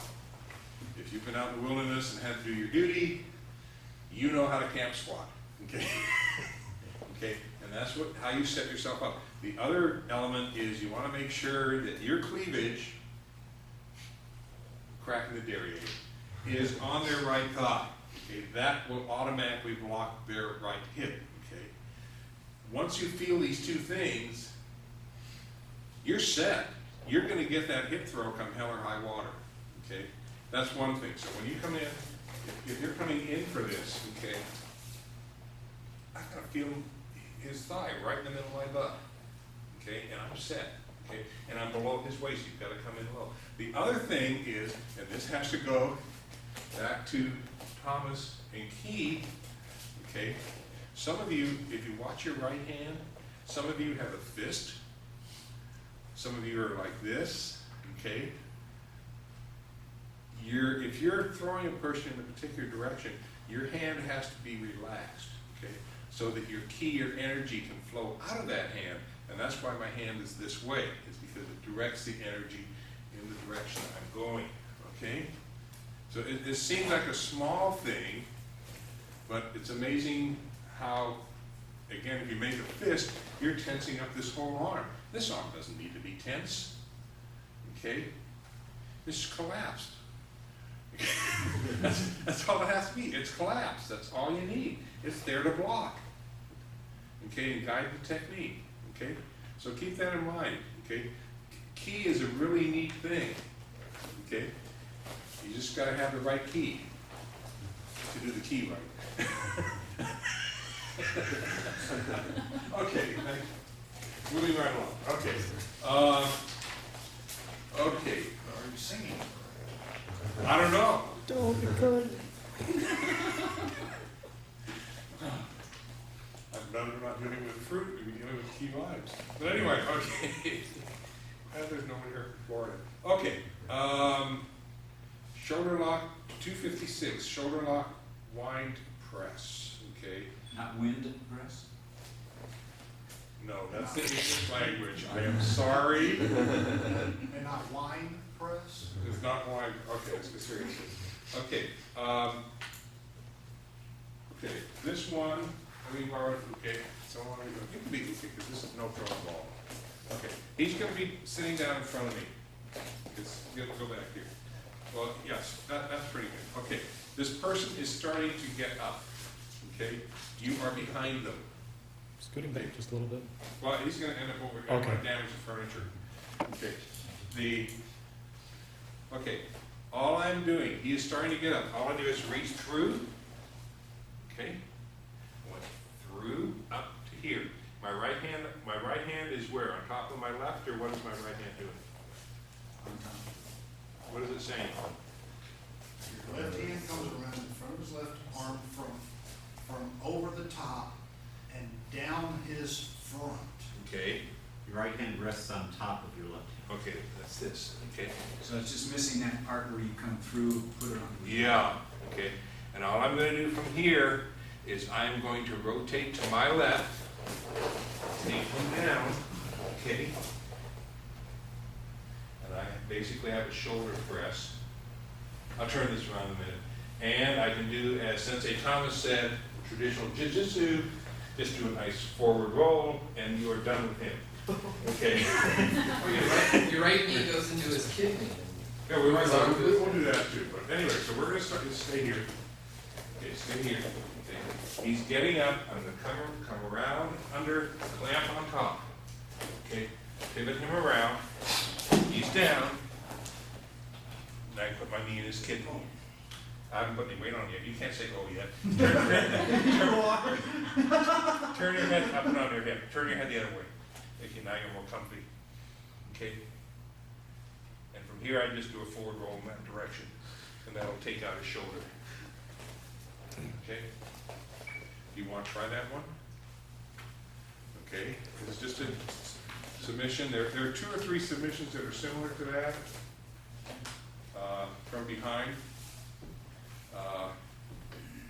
You can even do this one on the ground if you're behind the person, or on their back. And you just come around and do the same thing. Okay, find your partner. Just try this 2 or 3 times a piece.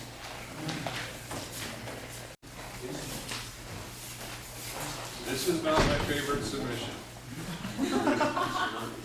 Like I said, I put techniques down that Seki taught, because I think that's my responsibility. I don't necessarily agree with everything that is taught, okay? But who knows, one of you may think it's a really cool submission and really like it and go with it, okay? I personally have my own opinion.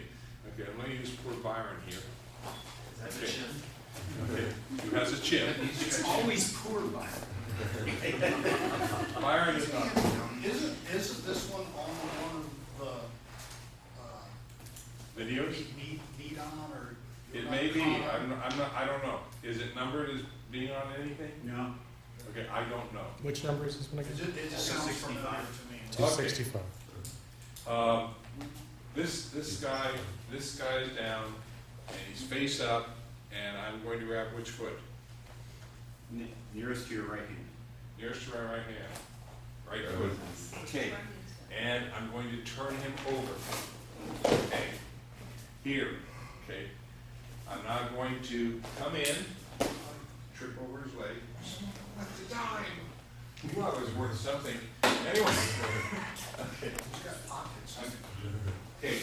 I'm going to grab his foot, okay, or I can hook it in. I'll turn this around in a minute, okay.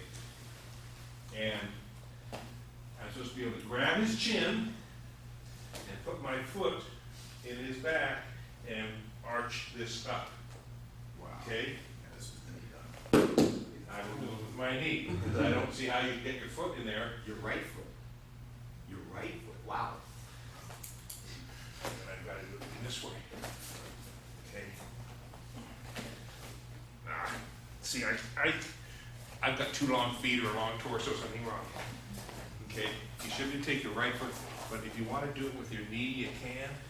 Okay, it's really important that you don't want to hold on to this hand with your foot, because guess which one is stronger? His foot. Okay, so if you're going to do this, hook it into your elbow. Okay, and then if you can't, grab the belt. Now straighten your leg. Okay, see now you got something going for you. And now you can come get his chin. And I like this better. This is more fun. For who? And if you want from here, I mean, I'm just visualizing this at this point, and we're not going to practice this part here. You're here, you can hook this, and then you can roll backwards and really arch his back. Okay, my chiropractor loves to do this. No, anyway, okay, so he's going to One more roll time over. from you over here. Okay, you're going to I need you to switch places. what? Switch places. There you go. Oh, okay. Here, oh, I've got foot. Okay, foot. Okay, I'm going to turn it over. Okay, I'm going to reach in, grab belt, knee down, grab chin. Okay. Now this is only going to work if the guy on the street has a leather belt. If he's got pants or anything less, you have nothing to latch onto. Okay. Okay, something still, we got the left and right thing going here. What's that? Well, when you switch sides, because you said it was easier for the right foot, now the hands are switched. So you're grabbing his chin with your left hand, now you're grabbing with the right. Well, I think it depends on which side. You're on. Yeah, I think you either have to roll over. If you're going to be on his left side, it's going to have to be left foot or left knee in his back. Okay, then left hand to chin, right elbow to instep. Okay, if it's the other side, it's all reversed. Okay. So if we said in this one you stepped to his left side, then Yeah. we're just going to change the foot to the left. Yeah. Now, I don't think there's a major, I mean, if you come down and you do this and your right foot feels better in his back, even though on his left side, I don't think anyone's going to argue with it over it. It's basically what's going to be more comfortable for you. My thinking though is that if you have your right knee down, his left foot being up, knee being up is going to be in the way of you going for his chin. Okay. Do you want to try this one? I mean, how many of you want to have your backs stretched? Or chin stretched, or neck stretched? I had to do this on my knee down exam. Mark helped me review for it. We I did thought it it with was, the, I thought it was on one. yeah, even though it says the foot, we did use the knee Yeah. more often than not, just because it was more comfortable. Yeah, I like I said, I took the notes as I saw the technique, Mhm. and I thought, God, you either have to have really long, short feet, Yeah. or he's got to have a really long torso and legs. Anybody who plans on testing for your knee down in the next couple of years, might as well review it. Yeah. Might come up. I mean, even if you I'm come done up, with it. yeah, even stay down. Even if you come up to the person and they're on their stomach, okay, you can still come down to here, hook in, grab collar, and come in with this, okay, or with this, okay. If they're wearing a good jacket or sweatshirt, this is fine. I'm just hooking onto the collar. You don't need the chin, okay? So you're going to the opposite, around to the opposite color. Yeah, around this. Yeah, I'm coming around to the opposite collar and pulling it. Okay, anyone want to try this one? Or are we going to let it go and go on to the next one? You want to try it? Yes or no? I want to learn. Okay, you want to go to the next one? Okay, very good. Next one. The more we do, the more we learn. Okay. Chin stretch. Forward arm throw. Umai Nagi Toshi. Low judo squat. What number? 268. 268. Okay. This is a low ukiyotoshi. For those of you who don't want to do the high ukiyotoshi where you jump up, okay? This one is a little different. You don't have to jump up. You have to jump in. Okay, he's at, this is a standard judo technique. He's grabbing your, okay, now, judo grab, by the way, for those of you who don't know what a judo grab is, lapel sleeve. That's standard judo. Okay? No one on the street is going to grab you like this. Well, they may, but okay, now, okay, so you're standing like this. This is not a good position, so I want him down, okay? So what I'm going to do is I'm going to pull him down. See all this little space in here? So cool. Okay, so what I'm going to do is I'm going to pull him down, and I'm going to kick my right leg out as I move into this space, okay? Here. Take him over. And go into whatever submission I feel like doing. You bet my nails. Okay? Now, pardon? Ultra base? Okay, again, you've got to bring this person down. And as he comes down, you're going to kick up. Okay? And you're just going to turn him. So he's here, you're going to bring him down, kick out. Over, sorry. Okay, come in. His arm shortened. Okay. If you're going to do this submission, take this foot and put it over, because it's so much easier on you. Just make sure that his arm, his wrist is below your ankle. Okay, otherwise it can slip out. And make sure that his palm is up.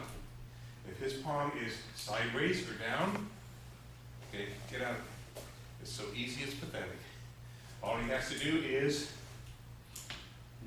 what's the magic word? Relax. Relax. Okay, and he's out of it. Okay?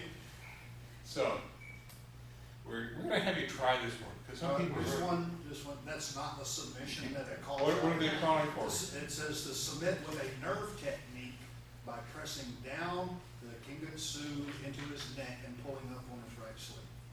I didn't even bring Oh! You want this? Stand around. I'm just going by what. Okay. I'm sorry, did the wrong submission. Okay, we're here, and it's Gengetsu. Okay, there's a good story behind this. I'll tell you some other time. Okay, it's the Gengetsu. You don't hit anything hard with this because it will cause it to get an additional joint. Okay, and it's going to go into the side base of neck, down in here. Okay, I'm going to pull up and push down. Okay. Oh, Denny's looking because this is something he likes. This is something Denny likes. Okay, it's the Gengetsu. It's right there. Just put your weight in there and pull up on the sleeve. You could also do this with an arm bar, which will actually drive the Gengetsu into the side of his neck. Or maybe. Okay. Okay, so we're going to have you come out and try this. Okay, we're going to have you go into the Gengetsu with the arm pull submission. Okay? Very. Okay. One thing I don't even teach anymore, when Seki had us do it, we would learn how to do headbutts. Okay? Because when. I'm going to do that tomorrow in my class. Are you serious? Mm-hmm. Talking about headbutts, but go ahead. Okay. If you're pulling him down, one thing you want to do is come in and do a headbutt. Okay. However, you don't want it up here. You want to get him here if you can. Okay. Now, the only problem with teaching headbutts is that you have a lot of people that mess up on it. Okay. And you end up both of them getting bruised, or they split their head, split the skin open because in order to do a headbutt properly, you have to tighten up your neck muscles, and so that your head isn't gonna flop one way or the other, because that's what causes the problem. Okay, so I haven't taught them for like 30 years. Also because if you're working with kids, parents tend to get really ticked off when a kid, even if there's no, you know, what do you call laceration, you know, the skin, but they've got these bump bruises on their forehead, it's not good PR. Okay, so I gave up doing that about 30 years ago. But you know, you're going to get us back on the track. We'll talk about 3 different kinds. Okay, 3 different butts. Okay, next one is you're not done. I don't know what technique we're doing, but okay. Next one is Sotogari. Sotogari. Okay. 269. 269. Okay. I'm going to show this from 2 angles because there are 2 things to be aware of. Okay. Because there's a lot of different ways you can go. He's going to come in. What is it for? Lapel grab or hit? Just a little bit this way. Hit. Okay. It's going to be for hit. Jared's. I'm going to block across. Okay. Now I'm showing you from this view first, and we'll show it from the other side. This is here. It's the standard of Sotogari, except my hand is coming underneath. Okay. Okay. Now I can do an arm bar from here. All I have to do is stand up straight. Okay. Arm bar. Okay. Also, you'll notice my right hand is across his chest. Okay. From here, I'm going to go into an Sotogari. Now, to do this Sotogari, I know this explanation not complete. I don't want to keep this hand here with a lot of pressure on it. Because if I do an Sotogari, you know where my face is going to go. Into the ground. Okay. So as you do the Sotogari, you've got to bend your head forward so that it slips over. If it doesn't slip over, your nose will serve a different purpose. Okay, so that's what's missing in this description? I think so, yeah. It doesn't mention the arm bar across the back. It doesn't mention, it just says placing it back there. But it doesn't even say that. It just says hook his pocket right forearm, or hook your Okay. right forearm across. Where you're hooking your left hand around his right arm. Right Don't forearm, grab but it doesn't say, you know, trap it behind your neck in an arm bar, so that's what's missing. Yeah, because see, there's no way, if I were to just go like this, it isn't. Yeah, but then you didn't go under his. Yeah, I didn't go under. So what? It says go under the arm, but it doesn't say. Yeah, so as he's coming in here, okay, I'm gonna go under. Why was this easier to do when I was younger? People were doing that. Because he's doing the saving bend. Okay, and you have your arm bar here. And you can do a standing submission here, or if you want, you know, you can dislocate his elbow if you want to put out the upper. And then a Sotogari. What? Crack and then a Sotogari. Yeah, Sotogari, right, okay. And then, as I do the Sotogari, as I lean forward, he's gonna slip off. Okay? Yeah, I was wondering what's missing from there. So when you say Yeah, it go doesn't under, mention anything about an arm bar, and that's Right. why it was confusing. well, I didn't even get the head part. So the head goes under his right arm. Right, that goes under his right arm. Yeah, there's something really missing here. Yeah, because you could take that and say your whole body goes under his right arm, and then you're at his back. Yeah, but then Yeah. your left, Right. the key was this. Okay, the left hand is hooked over his forearm. And you can't do a Sotogari like this. This is totally flaky here. Okay. Had I held on, or something of that sort, that'd be entirely different. But just to, okay, it's not gonna work. Okay, we all know a Sotogari, I don't know if you can try this sometime on your own. One more. Okay. What are we here? 270. Arm or neck nerve attack. It's either Ube Shiniwaza or Kubi Shiniwaza. Submission holding his right arm. Right foot is at his right side. Left foot steps over to his left side under his head. Oh! Lie down.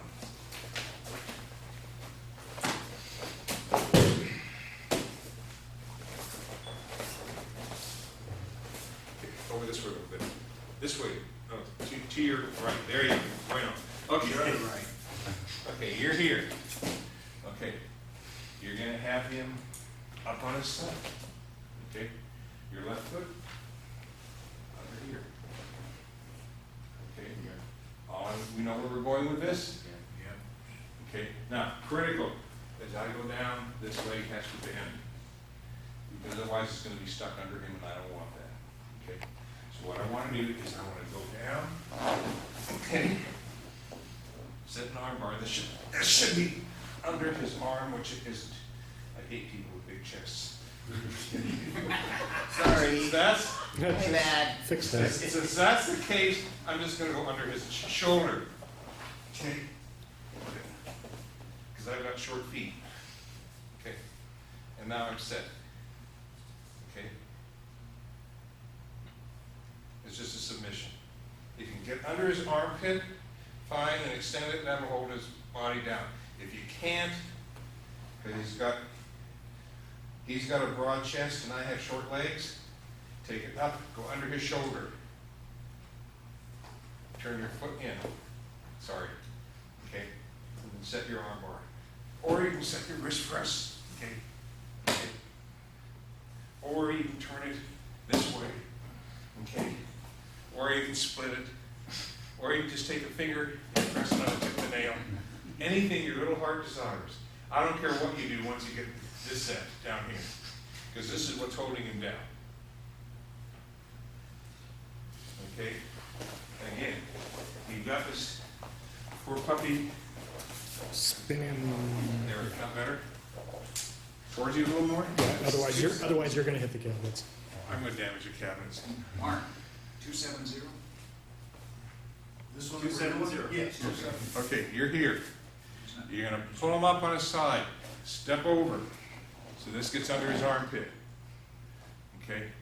I'm gonna go down. As I go down, I'm gonna take my right leg, fold it. Okay? Okay, that's, now I got it better. Oh, goodness, I see. Okay. Yeah. This is actually, if you can get under his armpit, that's better.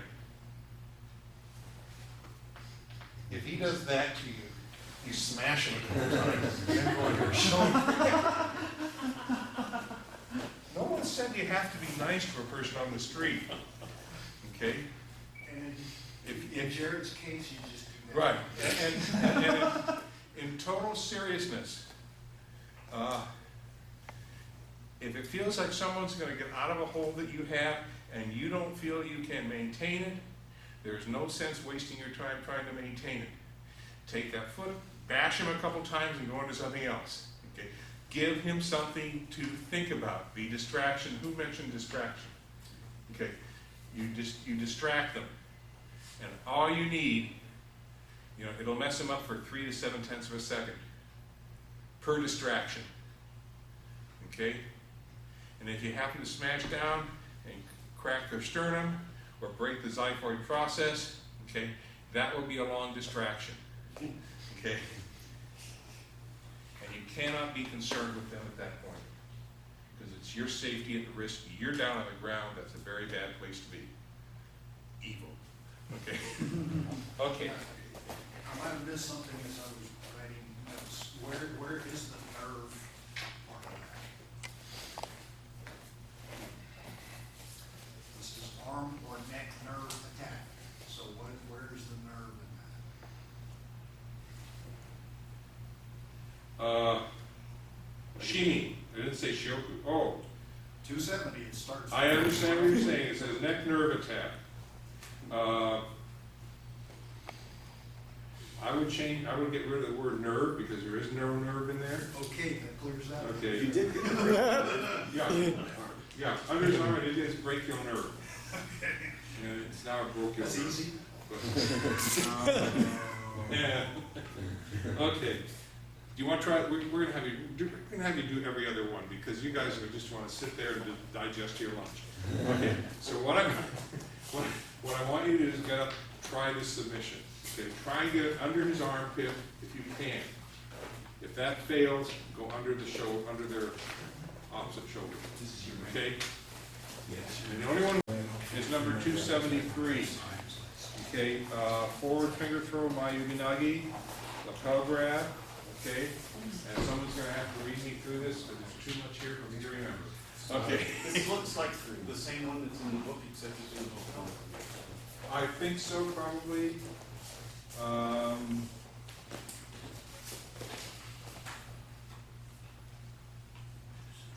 Yeah, I mean, I think that, let me borrow, Mark, since Mark's nice enough to volunteer.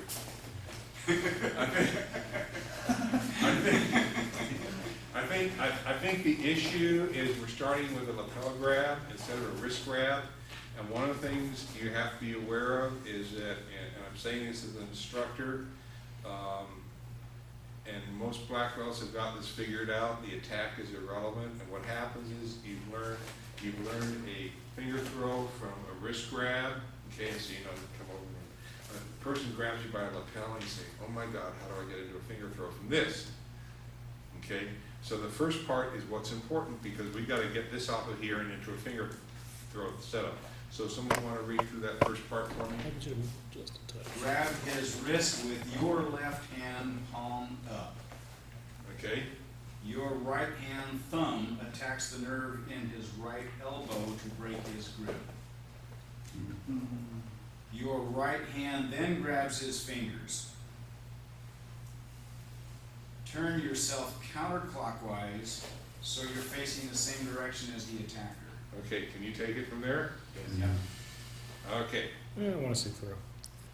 and this is you. This is, okay, if you are on the inside of the person, safety, whenever you're teaching this, you have to be aware this is not going to be an easy or nice, clean fall for Uke, because he's kind of splayed out there.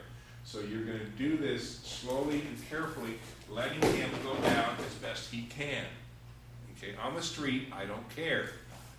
Guy's going to end up in a pile anyway, look like something in a cartoon. Once you have him here, you're going to take this hand, anytime you have a finger throw, and the palm is up. You're just going to, you can't, sometimes you just can't twist it because the person won't let you twist it. Okay, but what you do, the trick to getting his palm down on the ground is you make a circle. And because you're going sideways rather than pulling or pushing, which their arm can naturally react to, there's nothing they can do about it.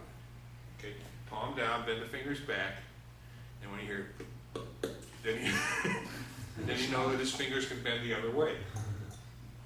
Okay, but the trick is once you're down here, is rather than just trying to pull and turn, which is hard to do, just make a circle a couple times and put it down once or twice. That's all it takes. Okay, the circle being broken. On that one, I think the confusion is how you grab the fingers with your right hand. Okay, so here, grab, go for the nerve, or do any, whatever else you want to do, spit in his face, I don't care. Okay, you're here, take his hand off, it's right there waiting for you. Just turn his hand. Oh, he has a good lifeline. Palm up. Palm up. Grab 3 fingers. Okay, now I can let go with my right hand. My left hand. Okay. The other hand. The other hand. Is there a third hand? We got a few of them. Here. And all I'm going to do, and you may not want to let go of this hand until you get in a more secure position. Okay. Come around and in. And you're set. Okay. And that's it. One more time through the whole technique. Okay. Throw him this time. Each, ni, san, chi, go, rook, siege, aj, ku, ju. It's the easy 10-step process. Okay. Okay. You don't need to. No. Okay, next one. Cross choke stomach throw. Juji Shini Tomonagi. That sounds like fun. Who wants to be Uke? I will. No, I don't want you. I want someone younger who's. No, other problem. My name's Denny. I think you just scared all the kids. Somebody not already broken. No, now, we may not even choose to complete this one, and I can understand that because it is the least favorite Tomonagi I have ever seen or had done on me, Nobody likes it because by the time you are, it's not uncommon to have the person out by the time they hit the mat. And you're wondering why? And it's a gentle. This, The gentle art. you just have to visualize this. When he's coming in, when he's going to push. I'm going to come in, and I am doing a juji here, as high as I can go. Okay? Cross choke. Now I'm going to do tomonagi. Okay? I'm going to pull him in, do my tomonagi. The problem is, as he flies off into the sunset over me, okay, there is going to be so much pressure on him, it is going to cut, it is going to strangle him. Okay, it will, you know, it's not uncommon to have the person out by the time they hit the mat.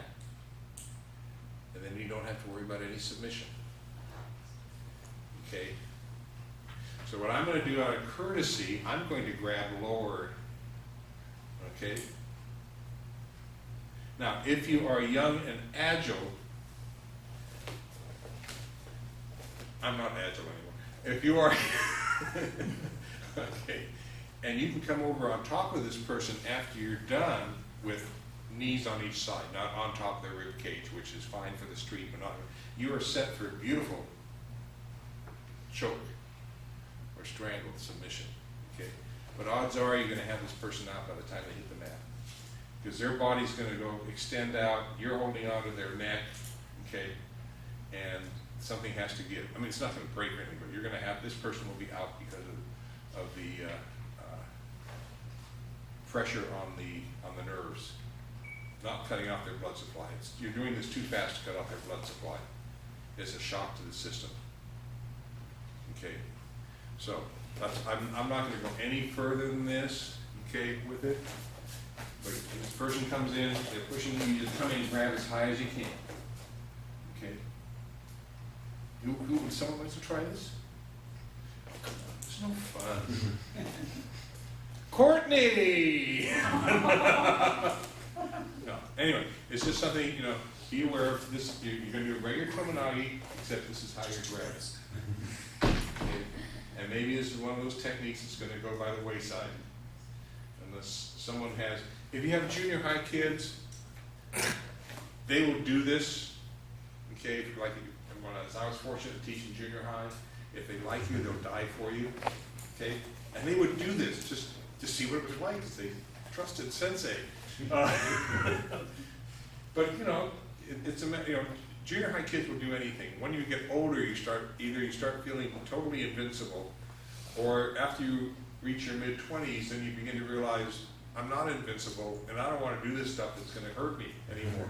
So you can do this with junior high kids because their bodies are fairly flexible anyway. Okay, so that's the.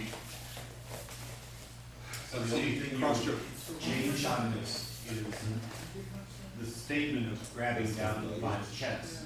Yeah. Is courtesy to the uke, the right. technique Yeah. of Jujitsu. Right, yes. I would say slide down to chest height and do the tomonagi. No, that's all Yeah. Yeah. Yeah. Sensei hasn't told you, shown you stuff. Of course he has. Never mind, you don't need to say anything more. Yeah. Okay. We just call it something. Okay, cross choke winding throw, Jujimaki Komi. Jeez.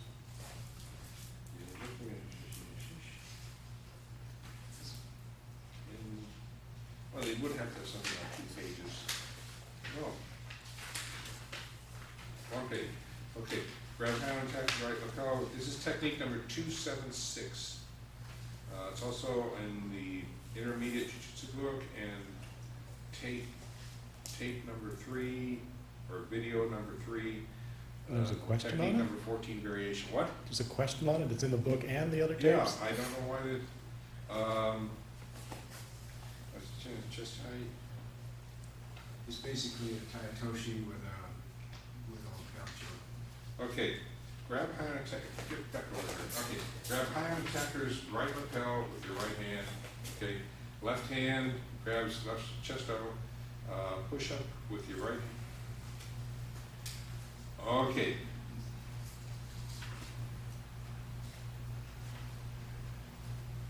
Oh, I get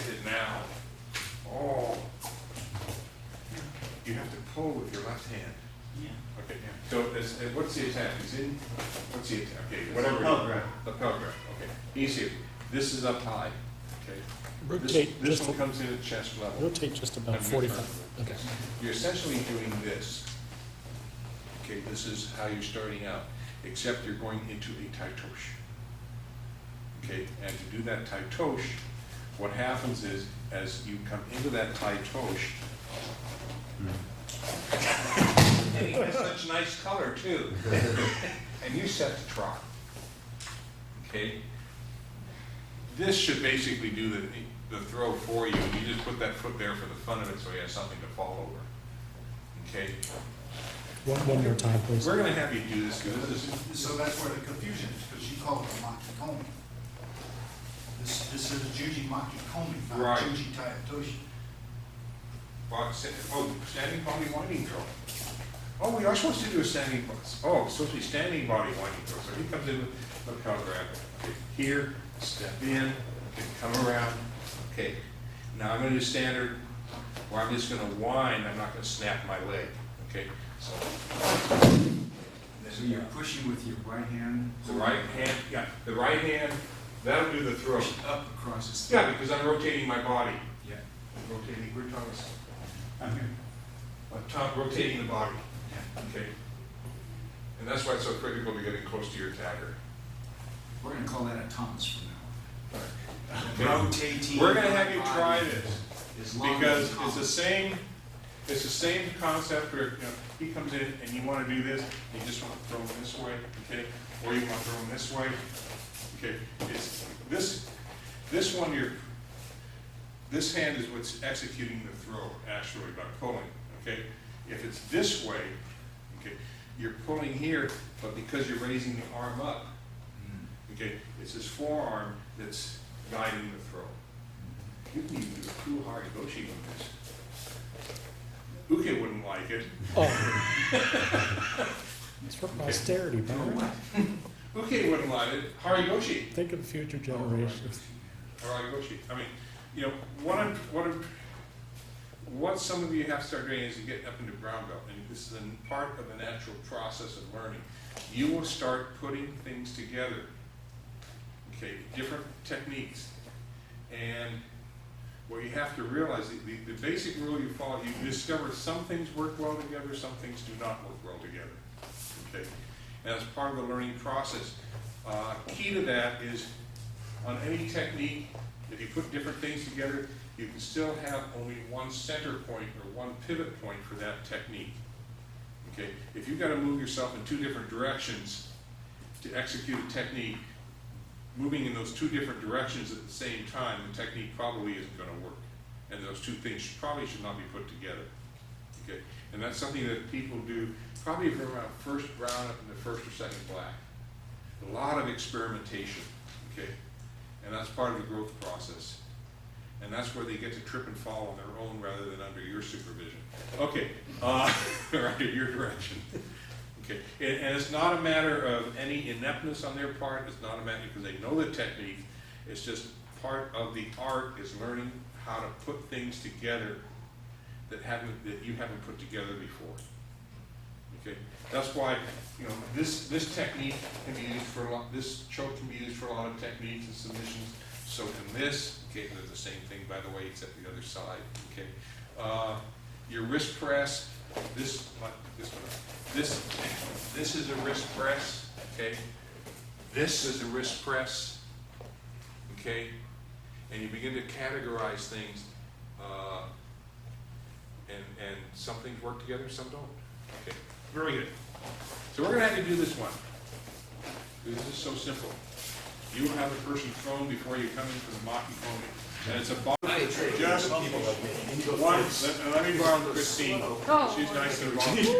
Get going fast though. Okay, now, one thing you have to be aware of, anytime you are grabbing a lapel for any kind of a technique, there is a common tendency to grab with the fingers and then to wrap that thumb around it and grab with that thumb, okay?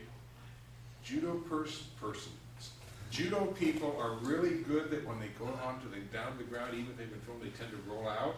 Okay, and if you've got that thumb securely there, that gi gets wrapped around it, It's really common to get a broken thumb, okay? If you get a broken thumb, this hand is useless, okay? So what I recommend anytime, rather than grabbing with the thumb and making the thumb part of, if you can take the thumb off, put it in your pocket, that would be cool, okay? Okay, maybe that's why they call them thumbsticks. Anyway, but, no. Anyway, what I usually do is I'll grab with my fingers and I just tuck my thumb in, okay? I don't make it part of the grab because it's a safety risk to me.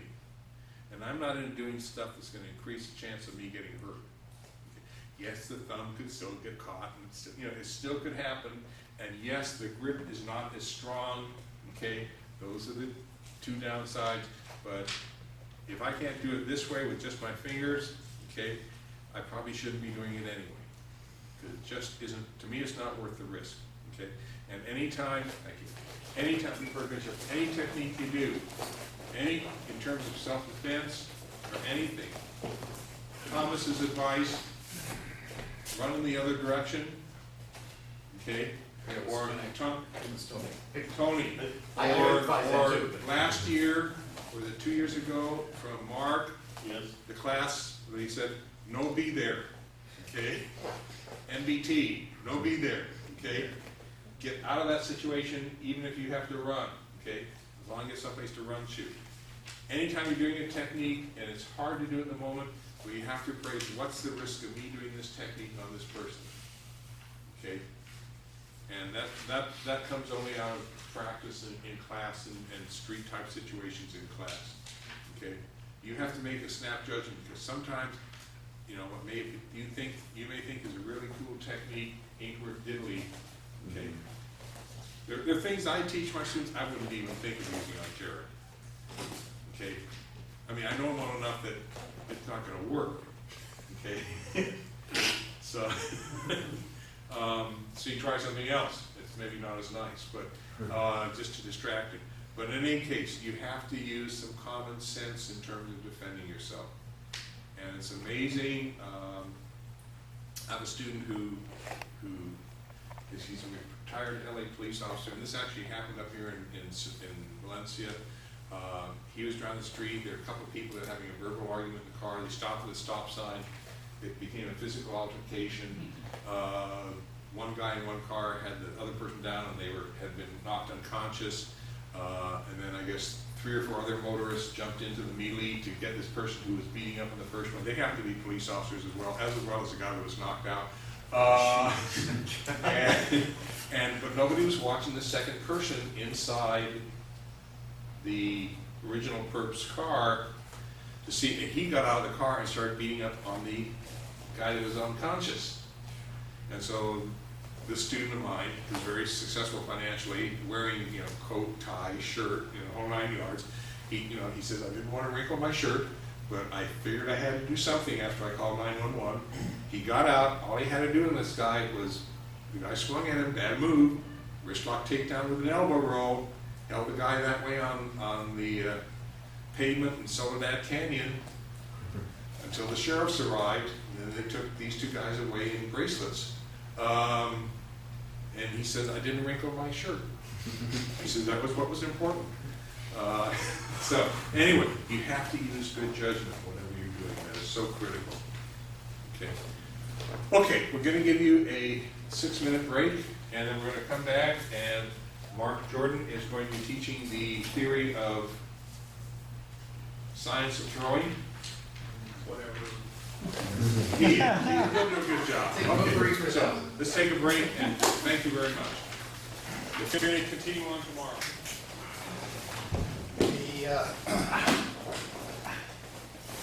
The topic here, the science of throwing. Several years ago, we did kind of a survey, put it out. What do you want to see? What do you want to learn? What do you want to learn more about? What would you like to see seminars in? And this was one of the topics. In fact, it was one of the top topics of what people wanted to really know more about. It was, learning the right way to do throwing techniques. So the subject, when you the science of throwing, no, it's not a real exciting topic. And that's why I waited this long to do it. It's a little dry. It's a lot of discussion. So we're just going to see if we can keep you all awake longer than 10 minutes in this discussion here. So, pay attention. This is important stuff.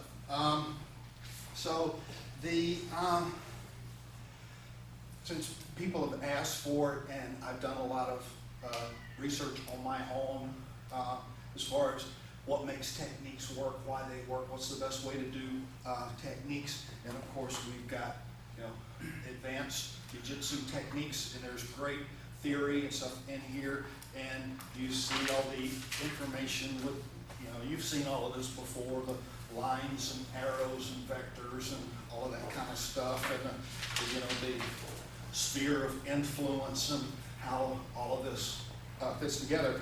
And this is a great book. Hope everybody's got it and read through it. But still, it only touches on a portion of everything that can go into throwing. There's a lot to it. And so I've read other books and done other research, and I see other perspectives and other angles on it. And so what I've done is put together everything I have learned in this. And in doing that, let's hand out these. If you would just hand them here down the road there. And you see what I've developed as far as putting together all of the aspects of throwing and everything that goes into it, all of the details, and you can see it's fairly complex. I know that formula. We start here with the X and Y axis on the human body, but you need to consider in that sphere of influence that people move in circular motions, and so you have to be able to figure in the energy dissipation along the curve and understand that by adding curvature to a straight line creates torque at the end of your appendage. And when you take into account application of a drifting leverage against a reversible fulcrum, you're able to calculate the beta of the delta and turn out and determine that where it gets big at the low and bottom of the top. So what does all this mean when you put all these factors together? Well, at the moment of the attack, you'll need to figure out the angle of inertia multiplied by the cosine of the tangent divided by the ratio of the positive vector of the x-axis plus the square root of all negative ions in the fulcrum. Then that will give you the optimal spiral recursive integral hyperbolic polynomial derivative vector. Why is it called Romeo? Demonstration. It's simple, right? So what we're going to cover today, I have a 168-page handout that we're going to go through page by page, and we're going to analyze all the factors in this formula so that by the time we're finished, you'll be able to quickly calculate all of this in your head, and you'll be able to come up with the answer, and he'll maybe only hit you 6 or 7 times before you figure it out. Okay? So it's really easy, right? Right? Everybody got it? Yeah. Everybody ready to get started on that? If I say yes. Okay, forget that. All right. Problem is, theory is good. It's great to know the theory. This one, George, God bless him, I hope he sells 1 million copies of this book. But when it comes right down to it, when the fit hits the shan, theory goes right out the window. Okay? It's good to know all that stuff. It helps you develop your understanding and how things work and why things work. But once you get into a situation and you start meeting resistance in what you're doing, there are other things that you need to be able to keep in mind to be able to deal with that and make your adjustments on the fly and make your techniques work. So just gathering a lot of knowledge isn't going to help you a whole lot. Okay? You can gather all the knowledge you want to, but at a certain point, you've got to understand that some of that you absorb may be contradictory, it may be actually wrong. So until you're able to analyze things and and discriminate between what works and what doesn't, and then begin to eliminate the stuff that doesn't work and concentrate on what does work, you're never really going to understand how to make things work when you need to. It's very important that you understand that you will never get to the truth by simply accumulating more knowledge. At some point, you've got to start eliminating, reducing, simplifying, and then once you've stripped away all of the stuff that is wrong, then you know you've gotten back to that one thing. That's the truth.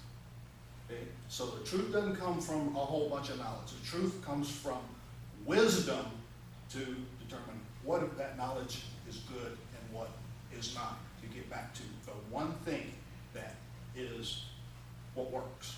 Okay? So you've got to be able to get back to that one thing. So, if I told you that today, I'm going to tell you that one thing that you need to know that will make your jiu-jitsu throws work. First time, every time. What do you think that would be worth to you? A lot. A lot? 3 monthly payments. Just $99.95. Yeah. Okay. But if we call now, There's can you more. get plus payments? We'll give you 2 tips. Yeah. Right. Now, just to give you an example of what I'm talking about. And again, going back to what I studied and learned, trying to gather information about throwing techniques. Many years ago, I won't say how many years ago, I thought that, well, hey, judo specializes in these throws that we use in jiu-jitsu. So if I want to get really good at my jiu-jitsu, I'll go study judo, and that will tell me. So I read books, I got information on that, studied the theory, took classes, and listened to what they were teaching. And when all said and done, once you get out on the mat and start doing randori, the theory just goes right out the window. Nobody uses it. It's all reduced to speed and power, and even technique goes out the window a lot. Perfect example is what's taught in judo. Everybody knows about breaking the balance, kazushi, and what is taught in judo. How many people have done some judo and know a little bit about judo? Okay, one thing I'll use, Thomas. What's the main thing they talk about in judo is what? 8 directions of off balancing. Happo no kazushi. Anybody that's done judo knows about Happo no kazushi. 8 directions of off balancing. I can off balance them. This backwards, forwards, left, right, off to that quarter, off to that quarter, off to that quarter, and that quarter, right? That's basically what judo is built around, okay? So, but is that really all there is? Those are the only directions of off balancing? What about, what direction did I take in off balance? Upward, 9th direction. Up, okay? What about, what direction did I take him? Down. They don't mention that, up or down. Okay, what about, we're taking them combination of up and back. Okay, so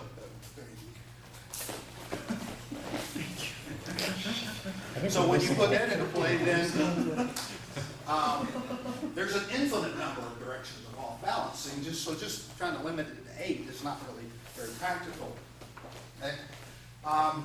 The other thing is, Denny, if you look at it from the other direction, okay? Now, see?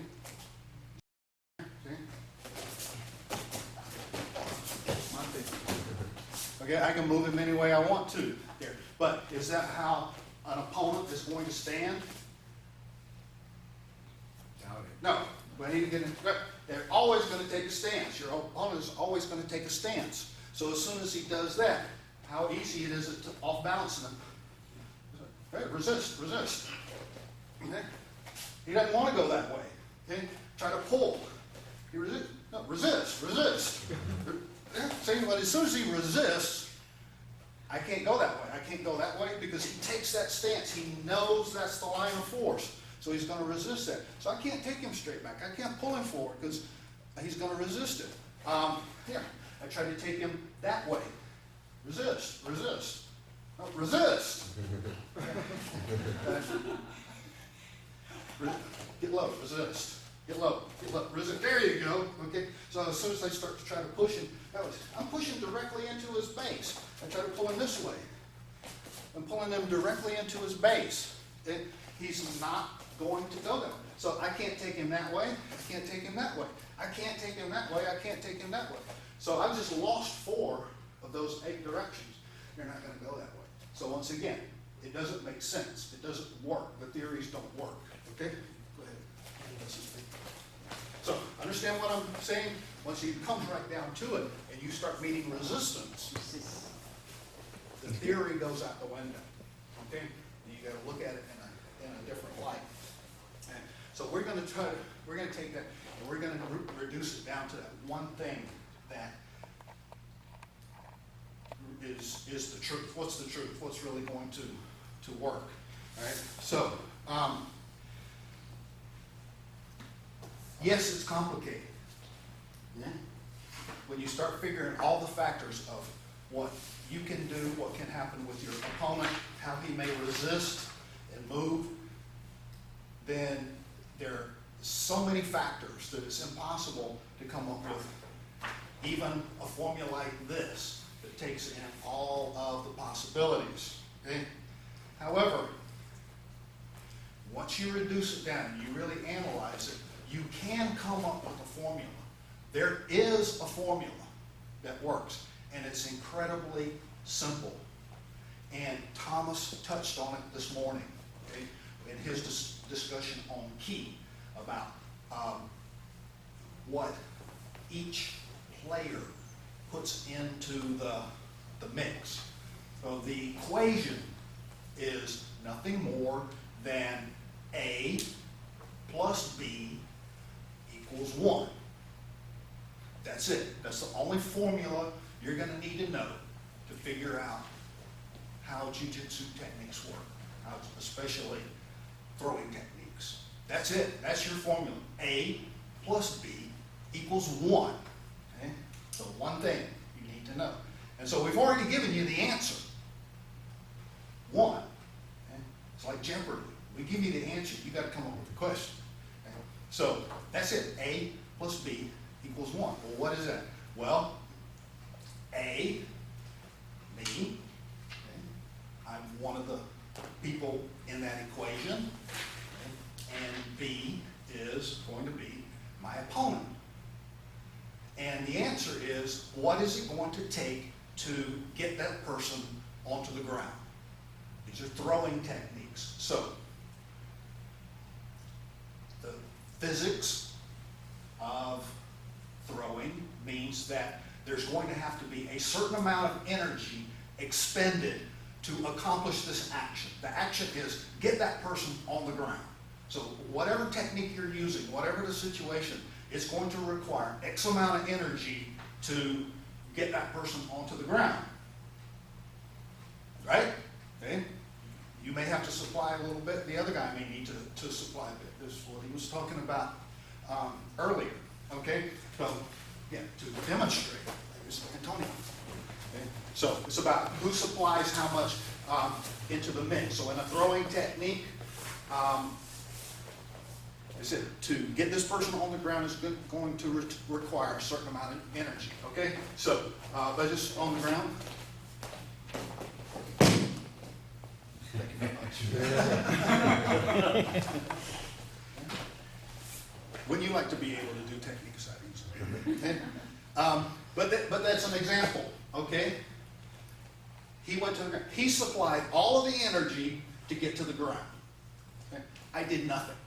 Okay? So the answer is 1. So he supplied the 1. He supplied all of the energy to get to the ground. I supplied none. Okay? 0 plus 1 equals 1. Right? Okay, back up. Okay. Now, this, stand, okay? Now, he's not going to be as cooperative, he's just gonna stand there, okay?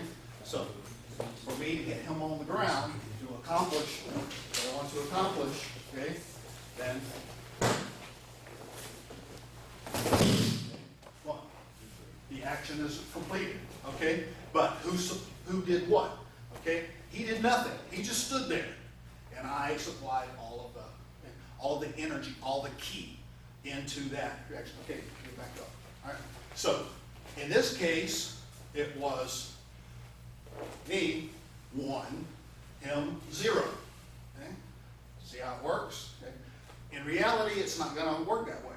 He's going to attack. He's going to be applying a certain amount of energy. So attack. So he supplies some energy. I come in and I supply the rest, and I do the throw. So in this case, let's just say we split it 50-50. He did 0.5, and I did 0.5. Okay, go ahead. All right, so understand what I'm talking about here? There's always, to accomplish that task, then there's got to be a certain amount of ki that I supply, a certain amount of ki that the other person supplies, and that to create that equation. Okay? So to make it simple for everyone to understand, again, let's have it pass out handouts here so you can remember that formula. Okay, is that the amount of ki that is put in by me and the amount of ki that is put in by him, then we end up with the amount of ki that we put into it. So that's not the key factor, or what I like to call the Kiwi factor, is that A plus B equals 1. Okay? So, everybody got it? Simple, right? Wait a minute.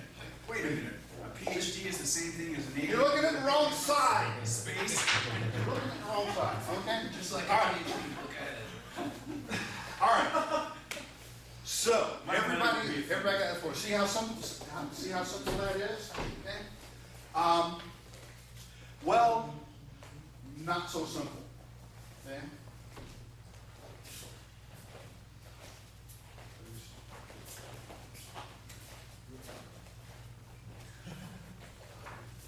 In reality, okay, is this person just going to let you throw him?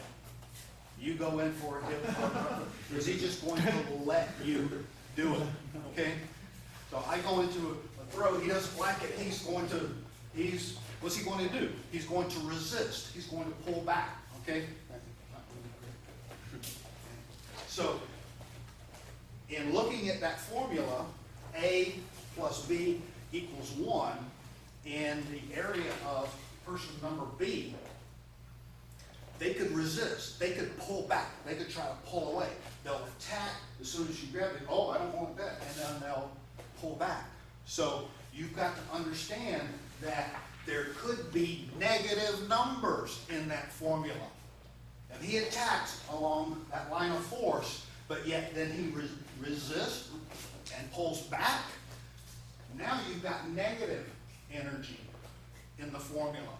So if he supplies negative energy into the formula, what are you going to have to do to complete the formula to make that technique work? -1 times -1. You're going, what? No negative energy. Add to it. Sorry, -1 minus -1 equals 0. You're going to, in order to balance out the formula, you're going to have to add more energy to it. So instead of being 50-50 or 0.5 and 0.5, if he pulls back and he puts negative 0.5 into the formula, what am I going to have to add into the formula? I'm going to have to add in 1.5. I'm going to have to add in a lot more energy than I expected to initially have to put into doing that throw. So the problem then becomes, once you get resistance, okay, the amount of energy that you're going to have to expend is a lot more than you ever planned to. So that's why people have problems once the opponent resists, is because they're not expecting to have to put that much more energy into it. So you can see that as soon as that opponent begins to resist, it really makes for a big problem for you. How do you make up for that? How do you fix that? Okay? So that's a big problem, right? Okay, so that's the Finish your sentence. That's the bad news in that formula. Okay? Okay. I'm really sorry to interrupt. I need to get a count for dinner. Because I'll have to see if I can get a reservation. Who's going to be coming for dinner? Yeah. 1, 2, 3, 4, 5, 6, 7, 8. Okay, very good. Okay, thank you.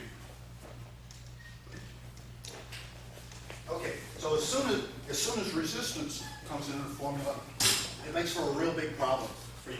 And what Thomas was talking about this morning was very good. Using that forward momentum, as long as that energy is still moving in the same direction, it works fine. But as soon as he decides he wants to resist and pull back, that's where you're going to run into problems with your techniques. Okay? And so that's what we want to fix here today. So that's the bad news in that formula. But there is some good news. So if you look at the other side of that handout, you may be able to figure out what the solution Yeah, but is. PhD, that's what it said. I got a big head. I've got a big head. Okay. Well, who's the alien from space? That would be me. All right, so here's the answer. Here's the answer. There is one more factor in that equation. Okay? And here is what's going to change the whole thing. The force is inversely proportional to the angle of attack. The force is inversely proportional to the angle of attack. Okay? So, what that means is, let's see, who haven't I used? So what Thomas was talking about is we've got a direct line attack here. They are attacking from here to here, along that line of force. Once they attack, but then they decide, oh, I don't want to go that way, I want to go the other way, then they pull back along that same force. You got your positive energy, you've got your negative energy. You've got your momentum, you've got your resistance. Okay? The human being, in the way the mind works and the way the body works, it can really only work along that linear path. Okay? The reason Jiu-Jitsu works is because we've already planned ahead to not work the linear path. Okay? But they're going to attack and they're going to resist along that line. They're going to attack, but then they're going to pull back along the same line. So if she attacks here and I grab, but then she decides she pulls back, then okay, I get pulled into the formula, okay, in a negative way. But if she attacks and she pulls back, okay, notice I don't get pulled out, okay? That's what I mean by moving off the line of attack, changing the angle, changes the amount of force that I'm going to need to put into the formula. Okay? Okay? So moving off that line of attack changes all of that. So I don't need to worry about doubling or even tripling the amount of energy in the formula when I meet resistance. Okay? I move off that line of attack. Like I said, they can only move in this direction, forward and back. Okay? Again, this is not absolute. Okay? They're going to move in many different ways, but we're going to show you how to handle all of that. I'm just giving you the basics so you understand where this is going and what we're going to do with this. Okay? So, by moving off that line of attack, I have a much greater advantage of being able to deal with any resistance that they may decide to add into the formula. Okay? Everybody understand that? The human is not, they're not a bomb. They can't expend force in all directions all at the same time. They need to attack, and when they resist, they're going to pull back against that. Okay? So that is, as long as you understand that, then you've got a clear indication of how they're going to move and what you can do to deal with any resistance or negative energy that they put into it, or negative ki that they put into the mix. Okay? Everybody starting to understand what we're talking about here? Okay, so the very key element that I drill with my students all the time is about moving off the line of attack. Okay? And so I use Courtney. So in order to anticipate that there may in fact be resistance in whatever technique that I want to do, then I'm much better by just go ahead and moving off the line of attack. And Thomas talked about that a little bit in his exercise. So when they throw a punch, I don't want to just stand here and try to block and stop and deal with this on this line of attack. If they throw the punch and instead I move off that line of attack, I don't have to worry about the resistance I'm getting, because it puts me in a much better position to do whatever I need to do, whether they resist or not. Okay? They throw a punch. Okay? I move off the line of attack, and if she wants to pull back, that's okay. Doesn't pull me off balance, doesn't throw me out of my game plan, because I'm not on the line of force. Okay? So that's what I'm talking about, moving off the line. So it's having good footwork and being able to move off that line of attack so we can change the angle on the line of attack. So what I want everybody to do right now is get up with a partner, and all you're going to do is, just stay here for just a second. Let's do what we call it a slide step. I don't know what others call it, but I just want you to practice. They're going to give lefts and rights. It doesn't matter. They're going to throw the punch. You're going to move off to the left, or they throw a punch. You're going to move off to the right, which is going to take you off the line of attack and put you in a much better position to counterattack.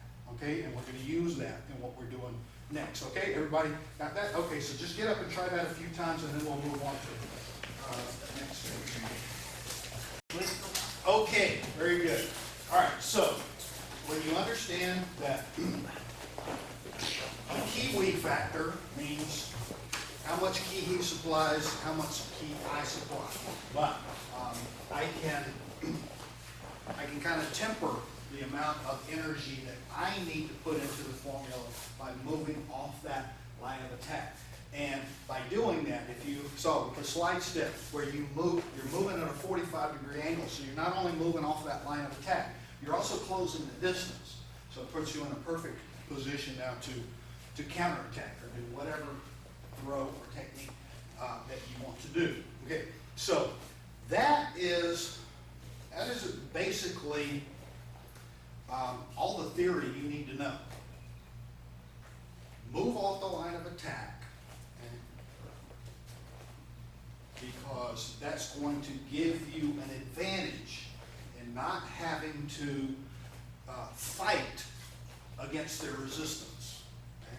Even if they decide they want to pull back, you're still going to have the advantage. You still don't need to supply any more energy or ki into the formula than you need to, or that you want to.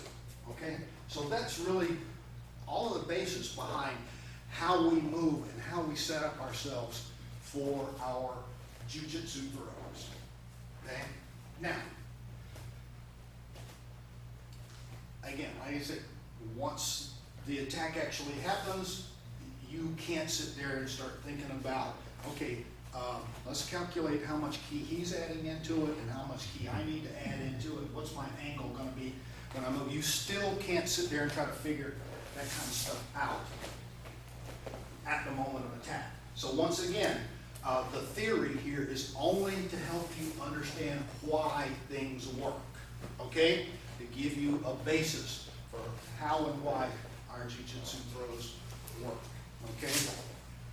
But I said I was going to give you that one thing that you need to know about jiu-jitsu throws, okay?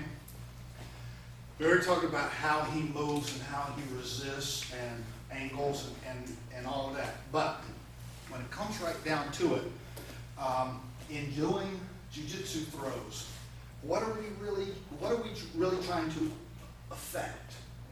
What are we really trying to do to this person? Yeah, we were trying to get him to the ground, but how do we do that? What's the first stage in being able to get this person to the ground? Off balance? Huh? Get him off balance? Get him off balance, okay? So what's the key to his balance? Center. Huh? The center. Not necessarily. I mean, that's a part of it, but the real key, when you get right down to it and simplify it as much as you possibly can, what is the real key to his balance? His foundation. Huh? His foundation. His foundation, which is His stance, his feet, his his legs. feet. Where are his feet? That's all you need to know. Where are his feet?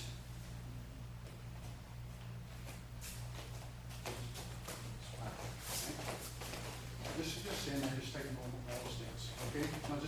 Just, okay? Yeah, okay? He's standing there, normal stance. Does anybody attack from a stance like that? Okay? No. Okay? Any attacker is going to get in some type of stance, okay? Put your feet together, okay? Nobody's gonna stand like that and make it easy to push him over and move him, okay? They're not just gonna stand in a normal conversational stance. You know, when it comes to attack, even the attacker is going to assume some kind of stance. Why? Because he's expecting some resistance, all right?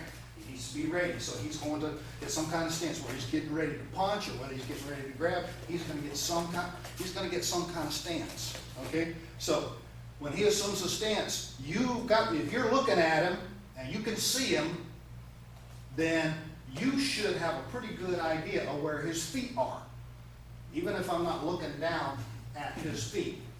Okay? I should have a pretty good idea where his feet are. They're not together. They're not like this. Okay, just by looking at him, I got a good idea where his feet are. Okay? Even if he switched the stance, the other foot forward. Okay. Now, what changed here? What do I notice first when I'm looking at him? If he changes his feet again, what do I notice changes? His shoulders. Okay. So the way his shoulders are going to give me an indication of the alignment of his feet. Okay. You can switch back to the other stance. Okay? All right? Now switch back to the other stance. Okay. Anybody can stand like that when they're ready to attack. Okay? So I know he assumes a stance. Okay? I see his body position, his body language, where his shoulders are. I have a really good idea of where his feet are. I don't have to look down here and check his feet. Okay, he goes to another stance. Okay, again, the shoulder stance gives me a good indication of where the feet are. Okay, so I know where his balance is. I know the key. So if I know where his feet are, I can always do a good throw.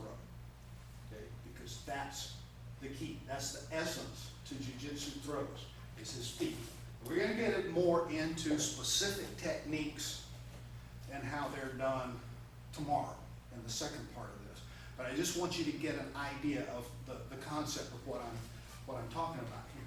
So it's absolutely important that you know where his feet are in order to do good, effective, quick, and make them work on a consistent basis. The most important thing is where are his feet. Okay? Now it's also important where my feet are, how I position myself.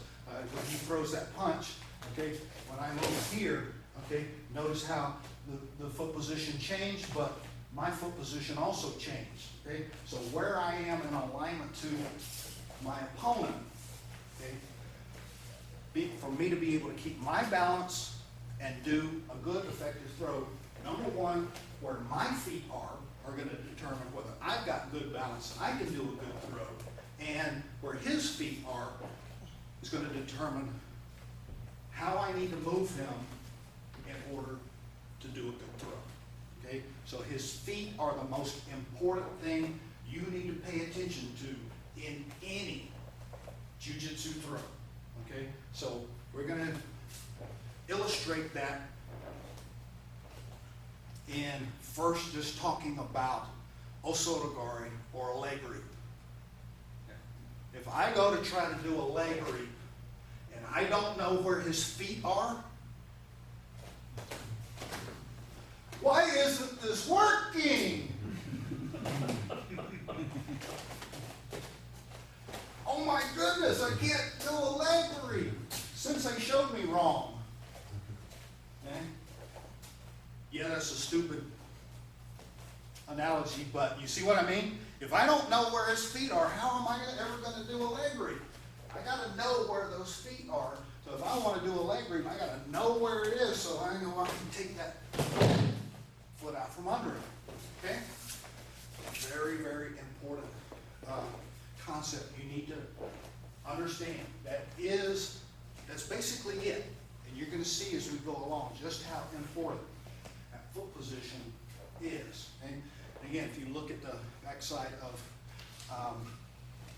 that handout that I gave you, the idea is know where his feet are so that you know which direction you can off-balance him best. So when he takes a good stance, okay, then we've already talked about it. He can resist this way, I can push, but he's going to push back.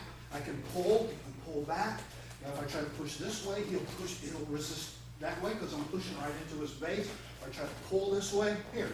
So those directions are just not going to work. Okay? What's the only real direction that's going to work consistently? Okay? I need to draw that perpendicular line. Okay? We've got this line here that runs between his feet.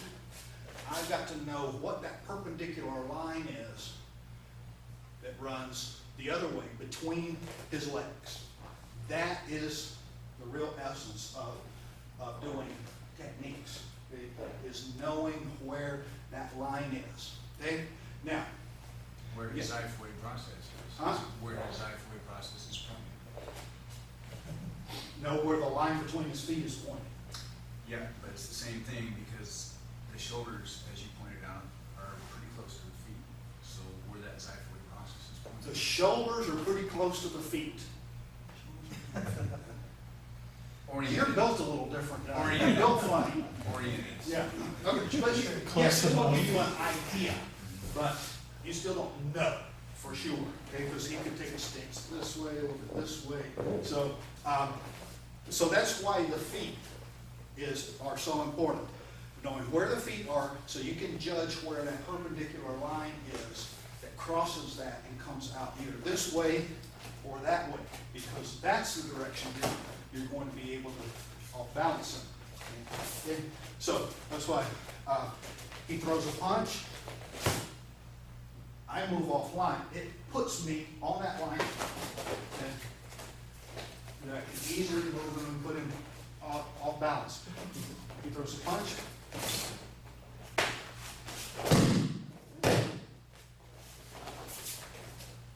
Got it? Understand? Okay? It's knowing where the feet are so that I can always move him in that line, which is the easiest way to off-balance him. Okay? So what Thomas was talking about this morning is fine. When the guy punches, he puts 100% into it, and you're able to carry that momentum through, right? Him right on along that line. Okay? But if you meet resistance, you've got to be a little bit. There's got to be a little bit more to that. Okay. Now we're going to get to the same technique that he was using earlier, but let's say give you an example of what I'm talking about here. We're going to talk about a hand throw, Kodagayashi, okay, and show you why people have trouble when the opponent resists in trying to do a technique. Right? So let's just take here, we take this standard lapel throw. And what happens, how are your wrists? Are your wrists pretty healthy? You don't have any problems with your wrists? What are you gonna do? I'm They not tend to break at 15 pounds. That's a heck of a leading. Yeah. So I hand Young guy, you know? again, let me make something clear here. We practice these things in the dojo, and you're dealing with a cooperative uke. The uke knows if he resists this, there's a chance that he could get a broken wrist. Okay, so he's not going to resist. He's going to go down. He's going to take the fall. On the street, that person doesn't know that. You start creating some discomfort. What he wants to do is pull away from it and resist it. He doesn't know it's going to make it worse, but that's what he's going to do. He's going to pull away. But you still may end up with a struggle here as he starts putting that negative energy into the formula. Okay? Now, again, the other side of the coin is if I don't care about doing a throw, all I want to do is snap his wrist, I just do that fast and hard and walk away. I don't care whether he goes down. I just let him crumple in pain. Okay? So that's the other side of the coin. What I'm getting at is showing you the theory why techniques work and how you can correct it if something's not working right. Okay, so we're assuming I don't really want to break his wrist. I just want to get this person down on the ground. So that requires doing your throw correctly. Okay, so but I come in and try to do a hand throw, and I see it happen all the time with my students, and I have to correct them. So they go in to do a hand throw. They come in there and they start to resist. Don't go down unless you feel you have to. They come in and they go do the hand throw, and the guy doesn't go down. They still, I have to really force it to get him to go down. Let me see it Okay, one more. so why? Let me see it one more time. Okay, Take his, turn take this Brian's. yeah. Okay. So here, and he starts pulling back, and he doesn't want to go down. Okay, why isn't this working? Why is he able to resist that? Yeah, notice where I'm trying to turn. I'm doing this, I'm turning this wrist, but notice how I'm trying to direct him. I'm trying to direct him directly into his base. All he does is push back with that foot, and he pulls back. And now I'm in a struggle to make that hand throw work. Okay? I just have to put more and more and more force into it, and that's what I was talking about in the formula. The more negative energy he puts into it, I have to put an exponential amount of positive energy to make up for it. And that's why you get into a struggle, and that's why techniques won't work sometimes. So you got to know how to anticipate that there will be resistance, and how never give him the opportunity to resist back against it. Okay? Let's turn this way. We'll do it both sides so everybody can see. So what did we say is the most important thing? I need to know where what are? His feet. Why? Because I need to know where that perpendicular line is, because that's the direction I need to take him in the throw. So I can't just come in here and do this, trying to take him along his line of force. I need to turn so that I can take him along this line. Okay? See the difference? Okay? So, here, okay, come off, and I bring this hand this way. Okay? This side. Okay. Here, and I bring his hand and bring his shoulder out along this line. Okay? So I bypass any resistance. I take him directly on the angle that he has no resistance. Okay? So, in order to avoid any broken wrists here, we're going to go back to the technique that Thomas was doing. It's Kubinagi, basically. But what I want you to do, I want you to get it up, try it a few times, and he throws a punch. You come in here, and I do this. But when I do this, notice if he wants to resist, here, he starts pulling back. Okay? And I'm pulling, and he's not going anywhere. Okay? Now, again, resist, okay? See the difference? Once I moved it to where I can draw back up, what you want to do is, number one, know where his feet are. He's attacking. I know how he's going to move. I know that foot's going to come forward. Here, as I'm doing, I just take a quick look. Oh, look where his feet are. Okay, here. I'll slap here to get him moving. We'll talk about this in a minute. But I get him moving, and then what I want to do is I want to take this shoulder and I want to pull it along this line. Not along this line, not along the angle of attack, but along this angle, the angle of off balance. So when I step in and when I pivot, I want to pivot back far enough that I can pull this arm and this shoulder along this line. Here. And they will go down every time, even if he tries to resist. So go and resist. You can also palm heel and put it back the other direction because it's perpendicular to the leg. Sorry. Just, yeah, one thing at a time, okay? One thing at a time. All right? All right, so everybody clear what I mean is knowing where his feet are. So all I have to do, if I know where his feet are, I know exactly where I need to take him. Okay? So check his feet. Where's that line? It comes out perpendicular, and that's the line you want to draw on. So Thomas was absolutely right in making that circular action to create the throw. But what I'm adding in there to avoid resistance, make sure that your circle is far enough that it sets up the perfect position of off balancing. And that's what I'm getting at. Okay? Everybody got that? Okay, so get up with partner and try that. Same technique we did this morning, but make sure you're bringing them along the line of off balance. Okay, so when I demonstrated the hand throw, you see what I was talking about. Now, even in applying that technique, if all you're trying to do is drive them directly into their base that they can easily pull back against and push, you're always going to get resistance, and you're going to have to fight that resistance. So as soon as you start feeling resistance, you got to look, okay, maybe I'm not moving them in quite the right direction, okay? And they're able to resist what I'm doing. Okay. Another technique we did, I don't know if it was one that you did or we did later. At this point, it's all starting to run together. There. Another technique where you may run into that resistance. Why am I getting resistance? Why can't I get this technique to work? Is your taiotoshi, is your drop throw. Okay? Let's see who I use. Peter?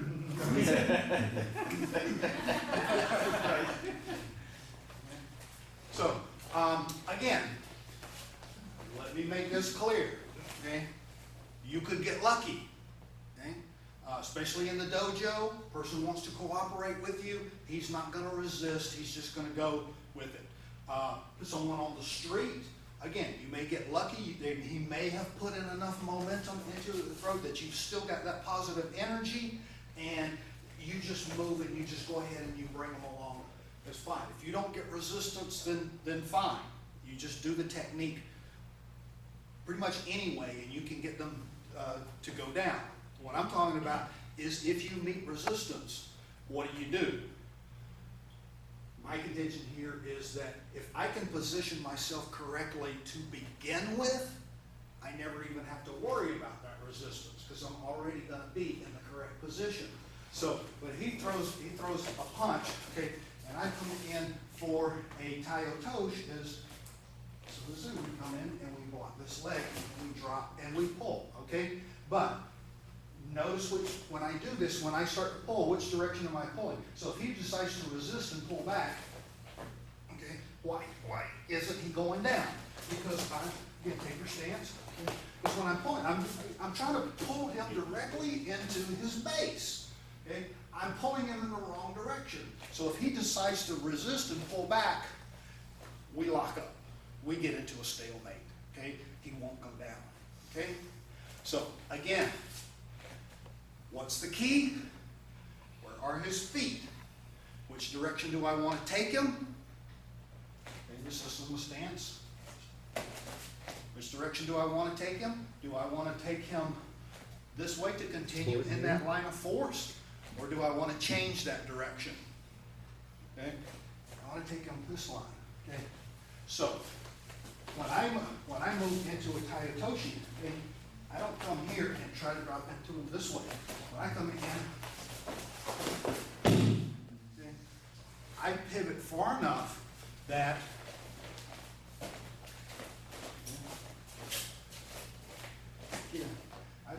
when I move in, I saw him take that step, I know where that other foot is. So when I drop into a Taitoshi, notice where I pivot this foot back. Okay. See how far I pivot that foot back?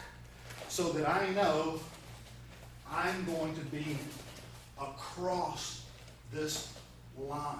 And when I pull on this shoulder, I'm pulling the shoulder not in that direction, but in this direction. Okay? So when I do a Taitoshi,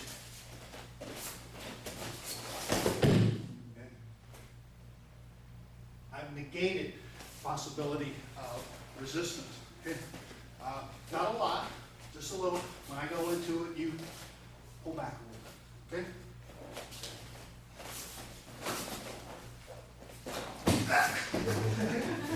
All right, you're fine. Yeah. Just, okay, so.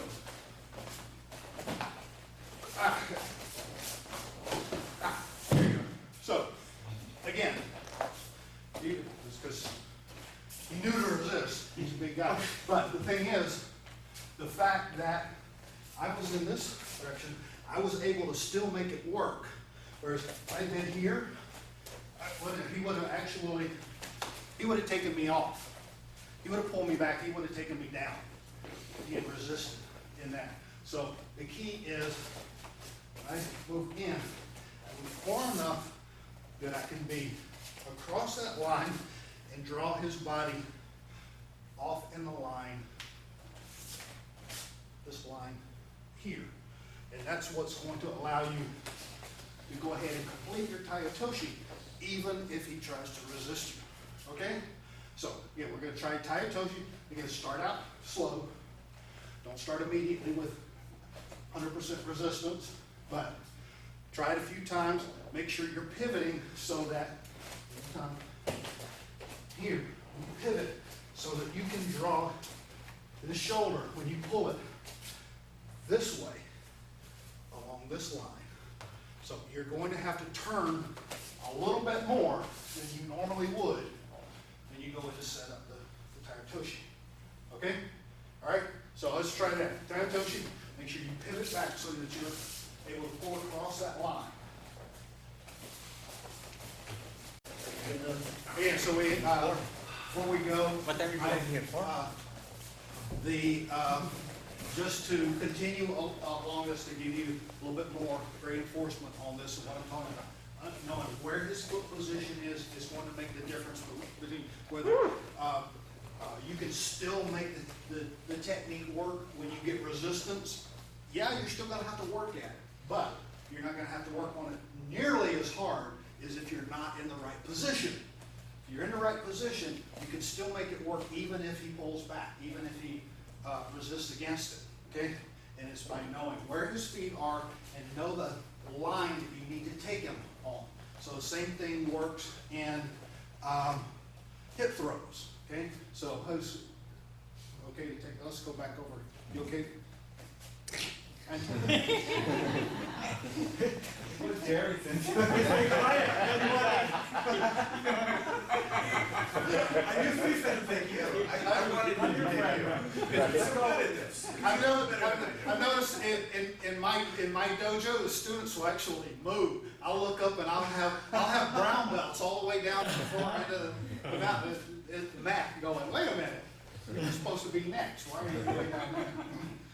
Okay, again, the reason people have problems with hip throws, again, Thomas touched on it a little bit this morning, but I just want to take it a little bit step further so that you see what I'm talking about here, and how positioning yourself is so important in being able to do the techniques correctly, effectively, and even if you get resistance, you can still make them work, okay? When people punch, okay, people go in for a hip throw. They'll come in here and come in here, come in for a hip throw, and they'll come right here and they'll try to do a hip throw. And what happens when you do that? He doesn't come up. He'll either slip off your hip, or notice the direction I'm taking. I'm trying to take him. Again, I'm trying to take him directly into that base that he can easily push back against. So they get in here and they've got to resist a little bit, and then I can't figure out why I can't get my hip throw to work. Okay? Because I wasn't paying attention to where his feet are, and I haven't aligned myself properly along that line, so that when he throws a punch, that I know where his feet are, so that I can position myself, that I can take him in that direction, not this direction. Okay? So I need to close that gap instead of coming in here and trying to do this from here. I need to make sure I pivot enough so that I am on that same line. Okay? That's the key to getting in and doing a hip throw first time, every time, is coming in on his same line here. And that way I can easily lift and do my throw. So it's very important, as you're, no matter what variation you're trying to do on a hip throw, to make sure you position yourself properly. And that's going to mean the difference between a hip throw that works and one that's maybe not. Okay? So when he throws the punch, as I'm moving in, okay, I knew he'd take a step, so I got to move in. All I got to do is take a quick little glance down here so I know where his feet are, and I know that when I turn around, I need to be facing not that way, but that way. Okay? I see where his feet are, I see where the line is, so when I pivot, I need to make sure I'm facing, since say Tony over here, not since say Jared. Okay? So I don't just turn around. I turn around and align myself. Now I can do that throw even if he resists. Okay? So, yeah. When I go to throw it, just kind of pull back a little bit. He throws a punch. Here, coming in, resist a little bit. I make sure my alignment is good, and I get that hip throw to work, even if I'm in resistance. Okay? So it's about, it's about making sure that when you pivot into the hip throw, that I know where I need to position myself. Okay? This isn't good enough. Maybe here. And then the hip throw works every time. Okay? So if you know where his feet are, you'll always position yourself correctly for the hip throw, and you'll be able to make it work every time. Okay? So foot position is the most important thing in being able to do a good hip throw. Okay? Got it? Okay, so let's try that a few times. You can do Pt1, you can do Budoshin, Obi-9. I don't care what variation you do, just make sure the feet are right. Okay? So let's try that a few times. Thank you. They completely burn them out, Today, I just gave you the basis of where this is going, so you've got an understanding of what I'm talking about, and that the position of the feet is the ultimate concept, and the one thing you need to know about that attacker. If you know where his feet are, you can make your techniques work, your throwing techniques work every time.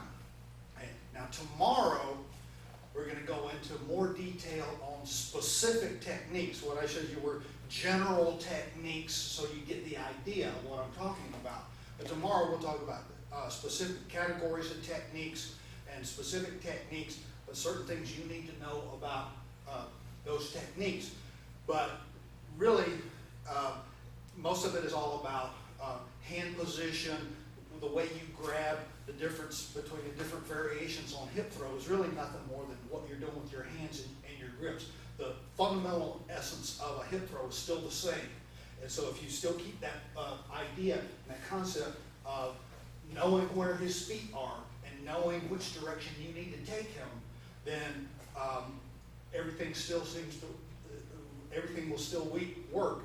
And so, like I said, tomorrow we'll deal with specific techniques and what you need to know about them. But this is the basis of everything that we're going to be tomorrow. Always knowing where his feet are and using that, being able to get your best angle on any throwing technique that you try to do, whether it's wheel throws, hip throws, drop throws, leg reaps, whatever it is. Knowing where his feet are is the ultimate concept of being able to do good jiu-jitsu throws. Okay, and we'll cover more tomorrow.